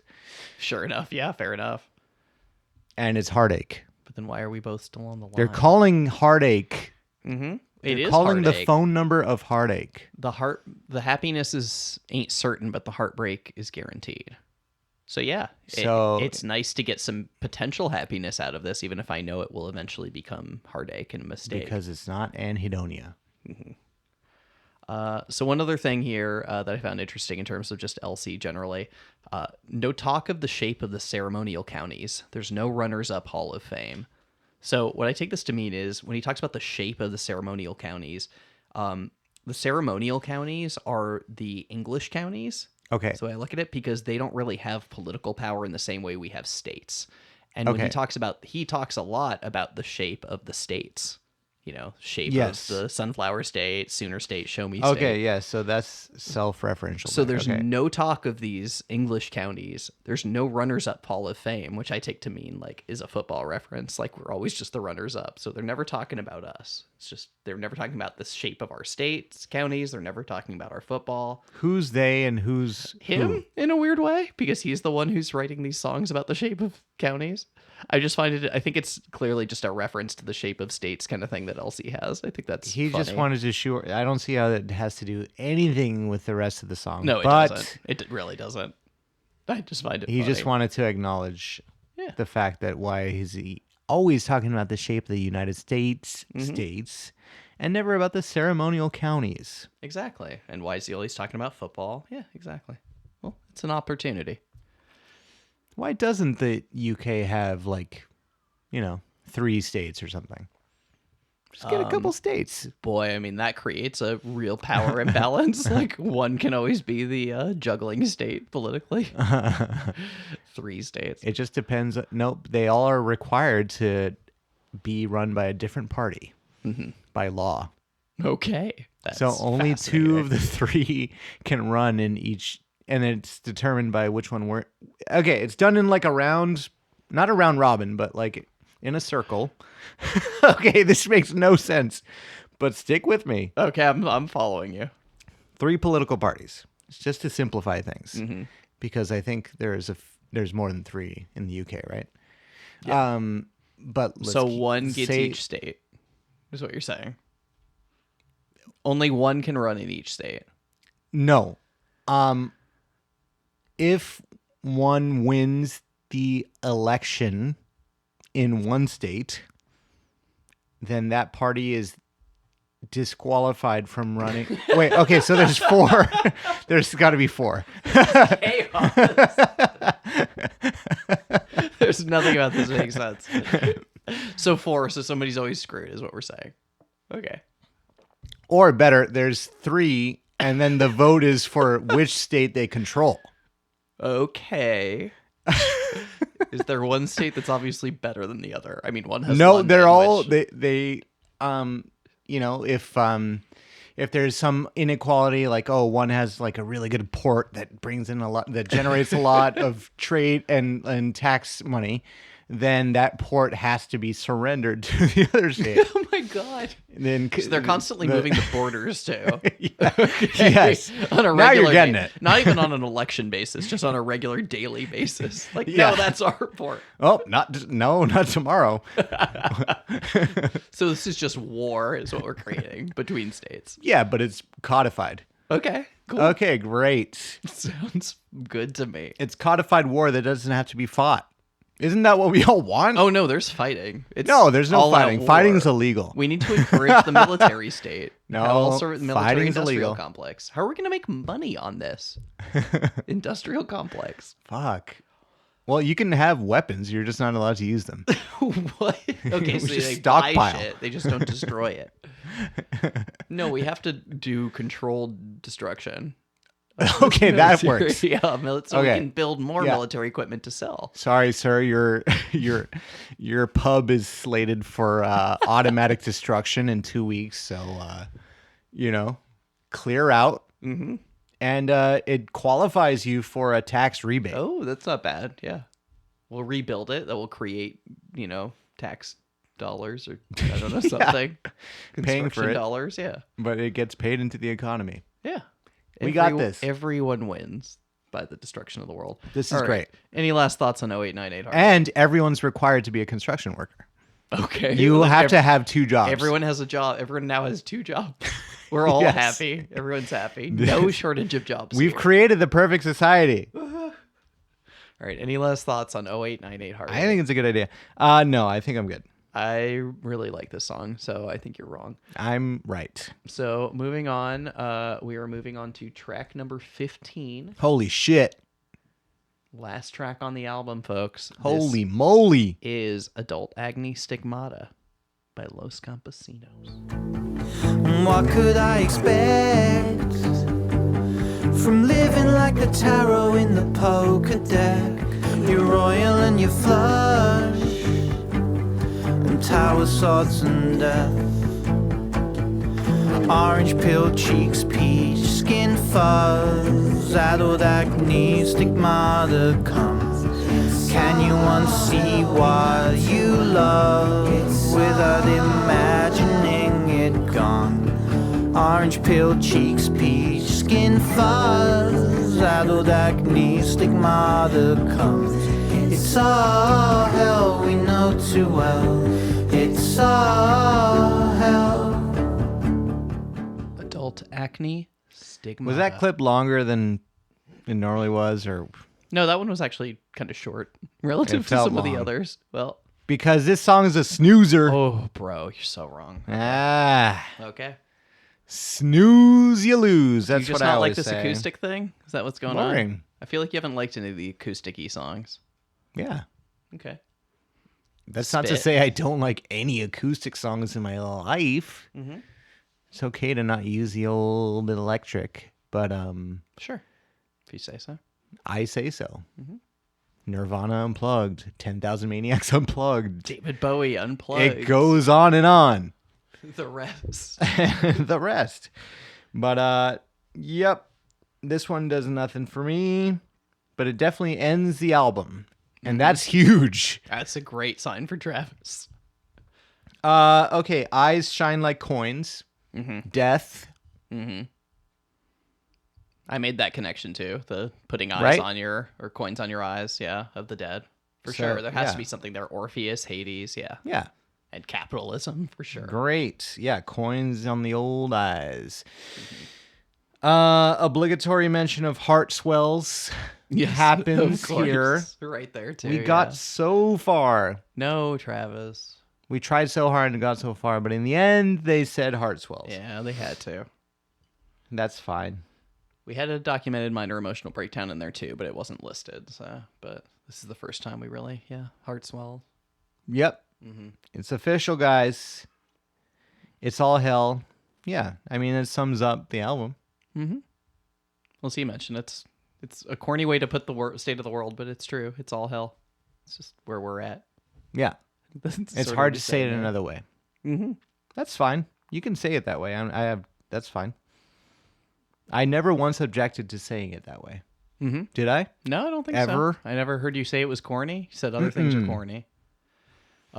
Gareth says of that 2-pound coin line, the first line of the album is about pooling all of your pennies, and the last line is about finding 2-pound coins. There's a lot of cause in the record for solidarity and working with each other against the evils of the world, and the fact that these pools of pennies have become pound coins by the end is perhaps a glimmer of hope. He's making money. Yeah, exactly. He's doing stacking it. sats We're together, the two of us, the two stacking sats. Holy shit! What's that even mean? I never understood. A what that sat is a partial Bitcoin. meant. Oh Jesus! These fucking Sadly, losers. Oh my we God. had to Google that to understand. We found some random. Okay, so there's a Discord chat that we're a part of. And Only by with our a part of, friend Ryan? I mean, It? there's Yeah. 3 of us in the Discord chat. And as a bit, I guess, I only post say my name, the Breaking Bad gif. Or no, it's "you're goddamn right" is what he says. That's it, yeah, That's yeah. right. So "you're goddamn right" is the only gif I ever post in there. Until one day when I discovered in the GIF search engine that there was that same GIF, except with someone else's face overlaid on Walter White's. I guess some online crypto bro trader guy. And instead of A "you're hero, goddamn right," American hero. yes, Okay. instead of "you're goddamn right," it said "stack sats bitches." So Which also isn't a Walter White line. It's a Jesse line, bitches. So yes, it's pretty funny. But I mean, I did a search later, and all of them said that. So whether they were okay. related to Breaking Bad or not, all these ones that had this online crypto bros like face overlaid onto the subject matter's face, they all said "stack sats bitches." So good catch though. That it is very much. It would have gone much better with Jesse. It's so much funnier that it isn't, though. Yeah, it's so much better so than it's much not. better. So anyways, so "stack sats bitches" became a mysterious reply that I would always drop in the Discord that meant nothing. And it already meant nothing when I used "you're goddamn right" incorrectly, because I used it universally as a reply to anything said in the chat. So anyways, did not know what sats meant until I Googled it, and apparently it is short for Satoshi, which is Oh, the, okay. Yeah, the guy. fictional guy who invented Bitcoin. I don't think that's his real name. No, they figured out who it is. I think he's Australian. Oh, they found the guy? I think they found the guy. Oh, Yeah. It's like okay. Banksy. It's like, yeah, we know who this fucking guy is. Right. Yeah. Okay. Not to blow up Banksy's spot. So you're telling me Bitcoin is Australian? I think so. Maybe it was New Zealand or something. I'm pretty sure they figured out who it was. And yeah, like Australia. Or He's New Zealand. either a Kiwi or he's down under. I mean, it's all the same thing, you know? Excuse you? I don't know if we have any users in one of those. They are- In one of the same place. I've never heard fighting words from you thrown down like that. That's the fighting words? Are you They- mad? I mean, Are you they're going gonna for- fight you. Oh, they'd be pissed. Yeah. Holy that's pretty shit. awful. It's an Damn. awful thing to say. Okay, well, okay, so we learned a lot. Sats About are me. Satoshis, And about Satoshis. Okay. and those are partial Bitcoins. I don't know how we got here. Stacking sats. Oh, yeah, because he was stacking sats. Yeah, oh yeah. He made in the pence album, into talked about pounds, stacking sats. but then he died in the process because it's all hell. And those coins, those 2 pounds that he found in the pool hall or wherever he is, pool table, Pool table. yeah, in a bar, in a pub, are going on his eyes when he dies. Yeah, I agree with that. I think we're talking about like this, the glimmer of hope, like he mentioned. Maybe death is the hope Could be. going. Or maybe we just wrote it for him. Maybe he didn't even have the foresight because he was blinded by money. Yeah, it was by that's sats. all this is about. How can I make more sats? I make more money to translate into sats. Yes. Oh, that's tragic. Turn your money into sats now. State of the world. Is so Stack 'em. broken. Stack sats bitches. Okay, Jesse so says. but bitches. yeah. Good summary for the album. I mean, it's a nice conclusion sentence, I suppose, but it's kind of a boring song. Boom. I disagree. I think it's a beautiful song. Fight me. You think everything's a beautiful Well, song. sure. Except Well, for no. Plan A. I've found ones that, except for what? Plan A and the fillers. Yeah. There are songs that I don't take as strongly to, like KMS. I don't think is nearly as strong as this song. I think this is a way stronger. I thought you song. said that one was beautiful. Oh, that was pretty. No. Yeah. I thought it was nice, but there wasn't enough. Like, I think it was a beautiful sound. I don't think there was much to it. I think this song has a lot more to it. So Tom says of this song, it's kind of like a coda, where you could have a big finishing track like 0898 Heartache. It wouldn't feel right to end on. I don't see how anyone could particularly make an escapist or positive record at the moment, and it actually has ended up with more hope and positivity than I expected with Dulled Acme Stigmata, which is a great thing, but it always felt like it needed a very sort of raw moment at the end.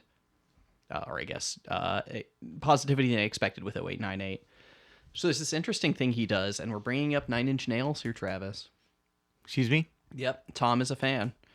He says... anyone in their right mind. At least specifically Trent Reznor, so not Nine Inch Nails, but Trent Reznor as a soundtrack artist. Oh, okay. So the opening sound of the album and also the closing dissolve are a cut loop of a piano, and that's also included in the opening to Feast of Tongues.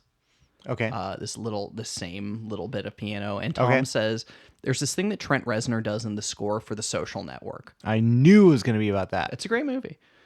Where he just does a little piano thing, and that's kind of the mnemonic for the film. Throughout the film, as they're getting further from their ideals, the same piano note plays with more reverb on it, and it becomes more and more distant. So he's trying to use that same idea as a producer, and it's cool to see him mature as a producer. So I hear some Smashing Pumpkins on this, oddly. Some of the smallest Smashing Pumpkin stuff. Wait, can I say something, though? Yeah, sure. About the Social the Network? Trent Reznor, please. A million sats, not cool. You know what's cool is a billion sats. Okay, that's all. Smashing Pumpkins. You know what's cooler than that? Billion Bitcoin. Ooh. How much is a Satoshi? I don't know. Or something. I don't know what it represents. I'm not sure. 1/256th of a Bitcoin. But I know a Bitcoin is like in the 10,000s or in the like maybe like 50 or 60,000 range or something of like Satoshis that. Or no, dollars? one Bitcoin is sure. Yeah, that many plenty. dollars. I got plenty of them. I could tell you. He's got plenty. How much they are. Between us, we have plenty. It's so stupid Pooling to think Satoshis for the Going-Up Guillotine. Sorry, go ahead. Oh, that's good. It's our new album. It's so stupid to think that if we had bought Bitcoin when we were like kids and had heard about it initially, then we would all be rich. Yeah, it's and that's how stupid. this world works. It's an allegory for how stupid it all is. So, No, totally agree. the message Totally here, the rap on Los Campesinos overall is you should have bought Bitcoin. Yeah. Instead of started this stupid band, you should have just bought some Bitcoin. Yeah. It was really cheap right when you were becoming a band. God, this is really all hell, actually. Yeah, exactly. I'm buying in. Oh, it's true. The most successful people in our generation right now are like Instagram stars. Yeah, it's all hell, man. No, not all of them. I'd say those are the most successful people, sadly. No, they're not the most, but they get their little piece. They get their sats. If we're talking financially, those people make a lot. Sure. No, I know content creators who do make a pretty penny. Yeah, I won't name names, but there's people who paint IKEA furniture online on Instagram and make like more than I do. So yeah, that's friends of yours, let's say. Hey, no, it's fine.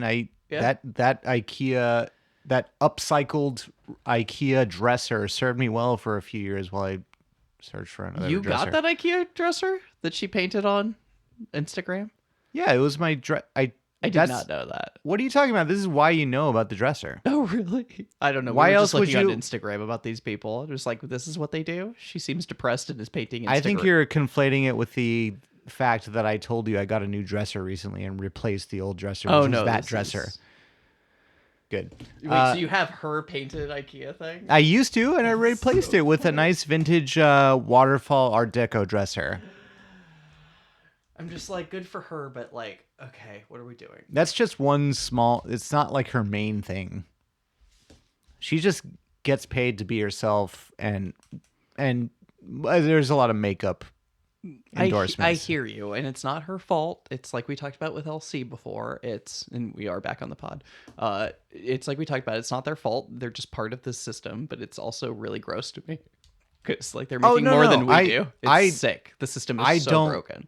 Like it or like that content or endorse one selling out to corporations to make your like in that specific way, you know, like simply like I am trying to sell you this product you don't know about. Mm-hmm. Yeah, it's another thing like shit like even like brand deals with bands honestly like if LC like was like oh yeah Zildjian or whatever like symbols or LC just did a collaboration with a guitar pedal.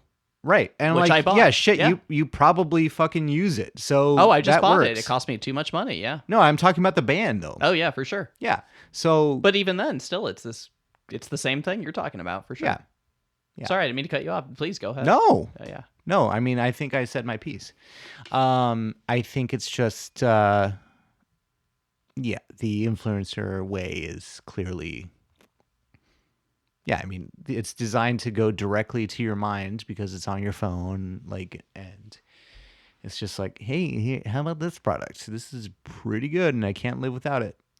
Yeah. And there's going to be like 50 of those every week that supposedly I can't live without or whatever.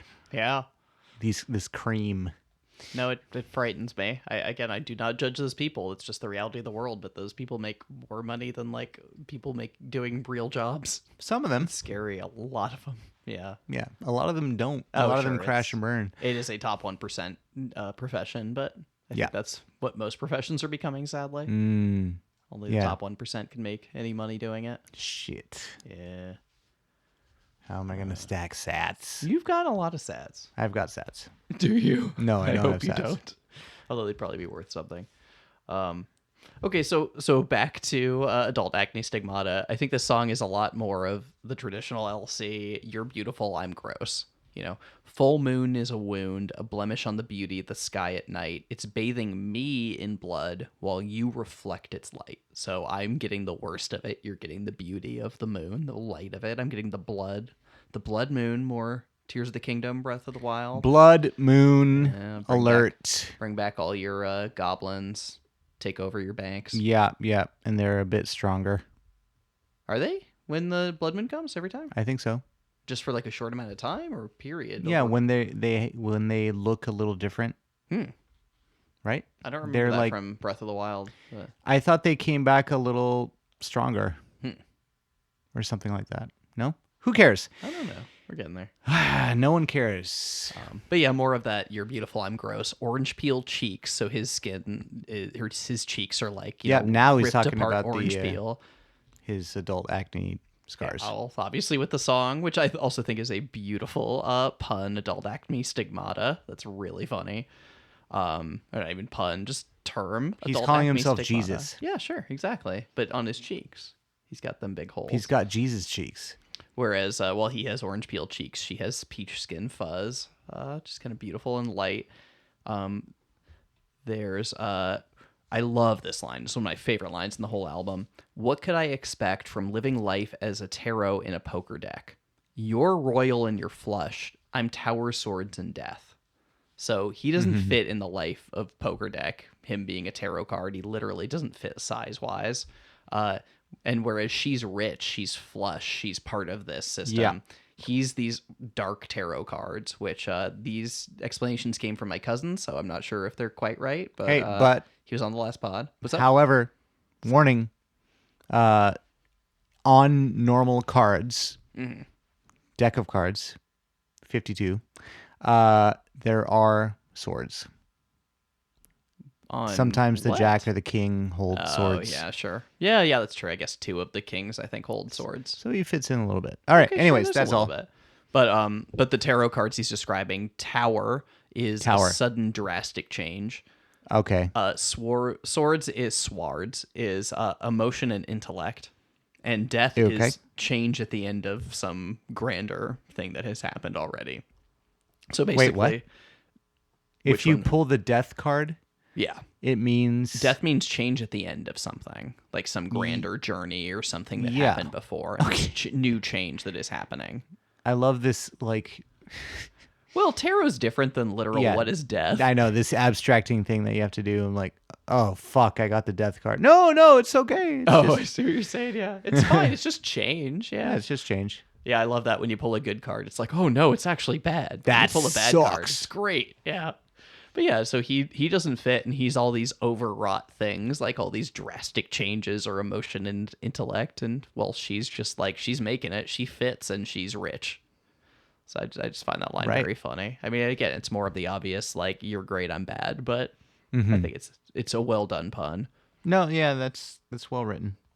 So we already mentioned the Point. 2 pound coins. A point. I heard that. I'm not taking that away. And then I didn't say not, or I didn't tell you to.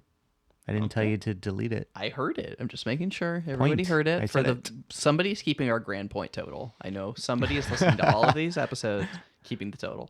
So we get to the final line of the whole fucking Well, album. you never give me points, so what's the fucking given point you- I've of given you keeping points score? today. What There's are you your talking LC about? line. I have given you points today. That is bullshit. Yeah, but that's once. Maybe, yeah, that's true. I gave you a few understandables, fairs. Yeah. So we get to the final Okay, if you count line. those all as points, go on. Final line of the whole fucking album. You're so beautiful, the sky is blue, but we both know too well it's all hell. Okay. And so Gareth says of this line, it's a simple pleasure, but that to me is impactful and is perfect. Even the way that the final instrumental line doesn't really resolve. So he's saying, like, you're beautiful, where we are is beautiful, but we also know it's all hell. It's not real. It's just tragic and awful. And maybe we're existing in this little moment right now, but we both know too well it's all hell. And so that doesn't resolve, and the instrumental line doesn't resolve, and it just ends right there. Okay. Okay, yeah. It's all hell also being kind of referential to all's well that ends. It's all well, it's all hell. Some thought there. All's well that ends, I suppose. All hell. All's well. Still my favorite LC line. If I was ever going to get one tattooed, it would be all's well that ends, I suppose. Or just all's well that ends. Then do it, man. I'm tempted. Put your money where your mouth is. Well, I'm getting my 16s girl when the summer ends, so it'll happen. So that's the album, Travis. Yeah, I think... Go ahead. No. What were you saying? I think I've given this album more points on the writing side, I guess. I think, overall. You've been very I think I've pointed out a few lyrics that were like, oh yeah, that's nice. Like he can write. Sure. Wow, that's a massive compliment from Sometimes. you when we're talking about this. He can write ... sometimes. Travis Rust. No, he's definitely capable of writing. It's just that I don't always like what he's selling. I did just say your last name. He's capable of writing, but I don't always like what he's selling. Fair enough. But he's a good writer. I think he's one of the best writers we have. Okay. Yeah. Okay. Well, that's something. That's huge. Honestly, the whole point of this podcast has been for you to appreciate the things about this that I appreciate and have you understand me better as a person. So if you can see that he's a good writer and you're just not buying what he's selling, that's huge for me. That's Sure, worth yeah. 30 hours of this.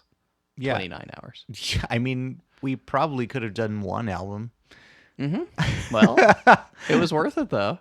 It was all By the end of it, it was all worth it. it was all worth the billion stats that were sacking. Sacking them that were stats. stacking. XG. Oh God, WAR. this last beer. It's always the last beer and the end of the podcast where we can't talk anymore. And good thing, because I think we're gonna clock under 3 hours. We're close. Don't tell me you have so many 6 minutes or whatever to say. No, probably 7, not. 8. Probably not. We're gonna be very close. So Let's hear it. But My any notes last fucked up. notes on adult acne? No. Okay. All right. So whole album. I have a couple quotes here. Gareth, it's a very good album. Love it. I'm so happy with it, genuinely. Usually around this part, I'll be listening back and feeling uncertain about particular elements. That's not happening at the moment. He also says, and I'll be very interested in your reaction to this, I feel like every previous LC album had one song that could have maybe been cut. Get the fuck off That's my not the case with All Hell. train. Every song serves a purpose and contributes to the bigger picture. Get off my plane, get off my train, get off my bus. Yeah, I'm not going to use the word filler, but there are a couple here that There's 3 don't serve. that are filler and should be titled as such. Whoa, okay. In so a punk defiance, they should title them that. Okay. And then I would like them. that would be interesting, but filler, that would be pretty funny. But okay, Filler 1, I'll filler agree 2, with filler you, 3. filler 2 and filler 3, but you think spit is just filler? Yes. I totally disagree. I think Okay. spit is beautiful. If they had more spit, that would be great. Yeah, add some spit. Some elbow grease. So outside of you mentioned you are willing to accept that he's a pretty good writer, but even if you don't buy what he's selling, how do you No, feel he's about the capable. album overall? Capable. How do you feel about the album overall? In context, Yeah, it's fine. It's boring. it's boring. Partially boring. There's some. I mean, yeah. There's the core happens early, in my opinion, where the most interesting, the most catchy stuff happens. Yeah. So I want to say like Psychic Wound, Long Throws, and Feast of Tongues. Although I don't buy Order of the Seasons like you do so hard. And then skip to Clown Blood. Okay. Feels those 4 songs. Then we've got. Okay. Hey, some albums need some trimming for sure. Yeah. So we've got about 15. So yeah, lose 11. Lose. Oh my God! So it's a 4 album. No, 4 that's song brutal. album. That's too mean. Okay. That's too mean even for me. No, but I don't know. It's just not my sound, and it never will be. But that's okay. I appreciate them more. Are you happy? I do. That actually does make me very happy. You said I do. Are we do. married now? We are married. That was finally our vow. It was a long vow, 29-hour vow. Holy shit. No, it's a complicated album because I feel like it is almost certainly their most accomplished album. I think it's almost certainly doing what they want to do to the best degree, the best produced album maybe. I think they What about 16s? I think they spent the most amount of time, or they spent enough time to really make this exactly what they want and kind of perfected it to what they want. If we're actually talking sound of the album, I might like the production style of 16s more. We're going to get into this in the rankings album, but I think it's undoubted that this is... The episode, you mean? I think this is... the next episode. I think this is undoubtedly their most accomplished and probably in some ways best album. I don't know that it's my favorite. I do think it is probably their best. It's a weird compromise. That's a crazy way to look at it. But it makes total sense. I understand what you're trying to say. Well, it's appreciation versus like criticism. And Sure. When I'm talking my own personal opinion, appreciation versus opinion, and appreciation being lack of appreciation too. But my opinion might be different from what I think is actually their best. And I think this is probably their best album. In terms of... accomplishment in terms of music, for sure. I think their ability to build these songs and make them like crash into these big moments is really impressive, and is so much more impressive than they've had in the past. There have been songs like Tundra that hint at that, but don't do what some of these songs are able to do musically. What if this song had those 4 songs that I mentioned and then 11 Tundras? I mean, that'd be beautiful too. Although there are a few songs on here I would disagree with you on. I mean, Order of the Seasons for sure. I can't believe that's going to be our big contention on that. I can't believe that. That's stunning to me. That's probably a top 5 song, LC song for me. I think the song is incredible. Every time I hear it, I'm like, yep, that's the shit. No doubt. That's where I started zoning out, I think, right? Interesting. Well, I In told my you, I notes. think that section is the strongest, 5, 6, 7, and 7 being the last one being Order of the Seasons. And I agree with you. Give After me that, a it 3, gets 5, this, like, 6. emo. And cut the 4. Cut the 4. Wait, no, you liked... Oh, wait, no, you didn't like That's 4. Spit, Yeah, I believe. Sure, that's Spit. Yeah, sure. So that's my thoughts on the album. I think it's really accomplished. It may not be my favorite, but I think it's pretty high up there. And it's hard for me to know. Like I said, I came into this trying to appreciate before analyze, and appreciate again can be a negative thing. I'm trying to really listen. And so I'm going to give myself a couple weeks to really consider where I think it fits in my ranking of albums and ranking of songs. But I think it's one of their strongest albums for sure. Okay. Well, you should feel happy because there's no possible way for me to win this podcast, because the only way I could win is to get you to hate at least the first album. And that's not going to happen. It may be the lowest on my rankings. That's big for me. And it's still, I love it. I love it so much. Yes. But I But wouldn't be imagine surprised if if you it's the turned lowest. on it. It's not happening. It may no. be my lowest ranked. But imagine if you turned on it. That, you see how that would be huge for me. Yeah. Oh, for sure. If I Like, just oh ended yeah, up hating fuck it, this. that will never I'm out. happen. Never, not even close. It's impossible. Maybe don't listen to it for 10 years and come back and see how it feels. Okay. I challenge you. That's a promise. Won't listen to my favorite band's first album for 10 years. Yeah. No, that's not happening. Why not? I love Just that listen album. to the other. They have a I bunch do of other love that ones. album. They have so many other ones. They do have a lot of other albums and EPs and hopefully more to come. Yeah. All right, Travis. I don't think we hit the 3-hour mark. It's now 30 seconds past 3 hours. We're really we close. didn't, but we have to cut out a bunch of shit, so it's fine. Oh, there's so, a little bit to cut out. good So night. We're pretty close. So, no, what's your favorite song on the album, Travis? I already told you. Fuck. Psychic Wound? Yes, I could wound.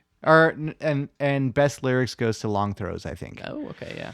I Some think good I said stuff that already. So politically that, on there, yeah.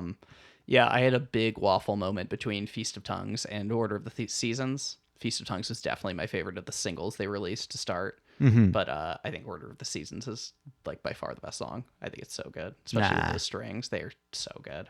yeah, All right, not for me. You're wrong. So wait, yours was Psychic Wound. Is that the official? Because I gotta have one. Yeah, I just put it down. So just putting it down. All right. Order of the. I'm not gonna lose sleep if I got it wrong. Sorry, All right, well, that's your problem. but I think. I mean, that's how I noted it. All right.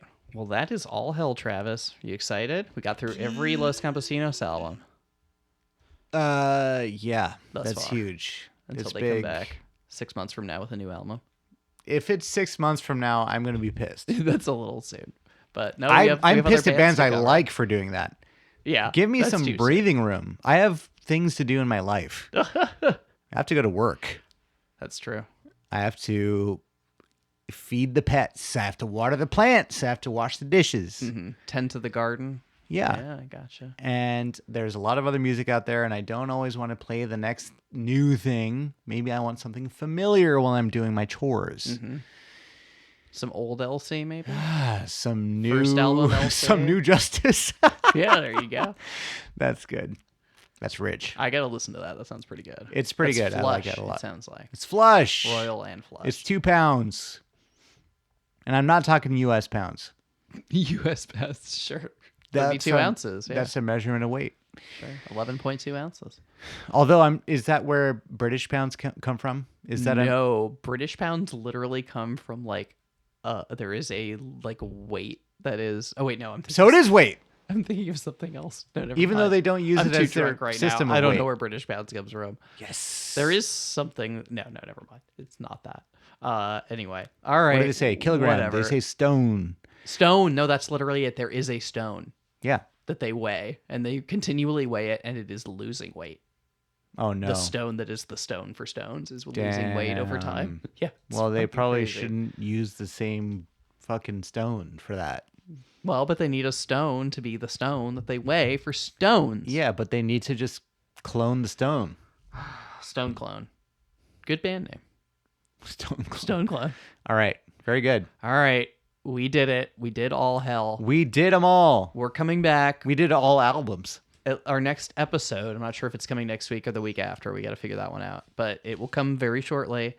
We're going to rank every Los Campesinos album. Ranking. personally, definitively. Definitively. We are going to talk to Kate. She's very excited to talk Kate. on the podcast. My partner. Yes. Very excited. Huge. Longtime LC fan. Huge. We're going to trash Travis for his bad opinions. I doubt that. Well, for your... No, they are decidedly bad. So, yeah, here we are. I doubt you're going to trash me. I think I'm good at getting Kate to be on my side. Kate gives you much more understandables and fairs than I will. I feel like.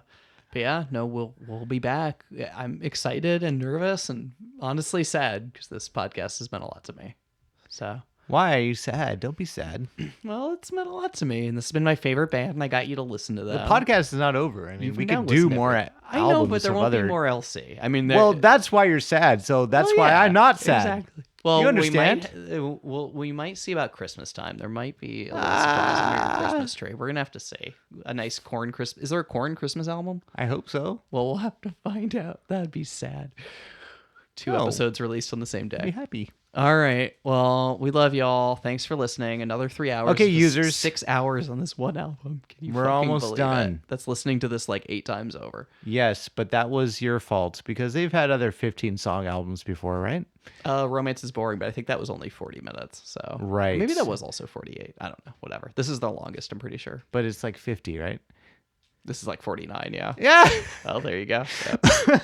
So definitely their We longest. need an extra 3 hours for fucking 9 minutes Yep. of content. I don't know how we got here, but It's the because further we we like go to with this yap. podcast, I'm just not willing to like find anything to cut. And I still did cut shit. I kept cutting shit. I cut shit this morning on my script to get us as short as possible. But here we are. All right. You guys have a good night. It's been long enough. Bye, and Take have a care. good morning too, We'll see you next up. Bye. or whatever. Bye. Fuck you.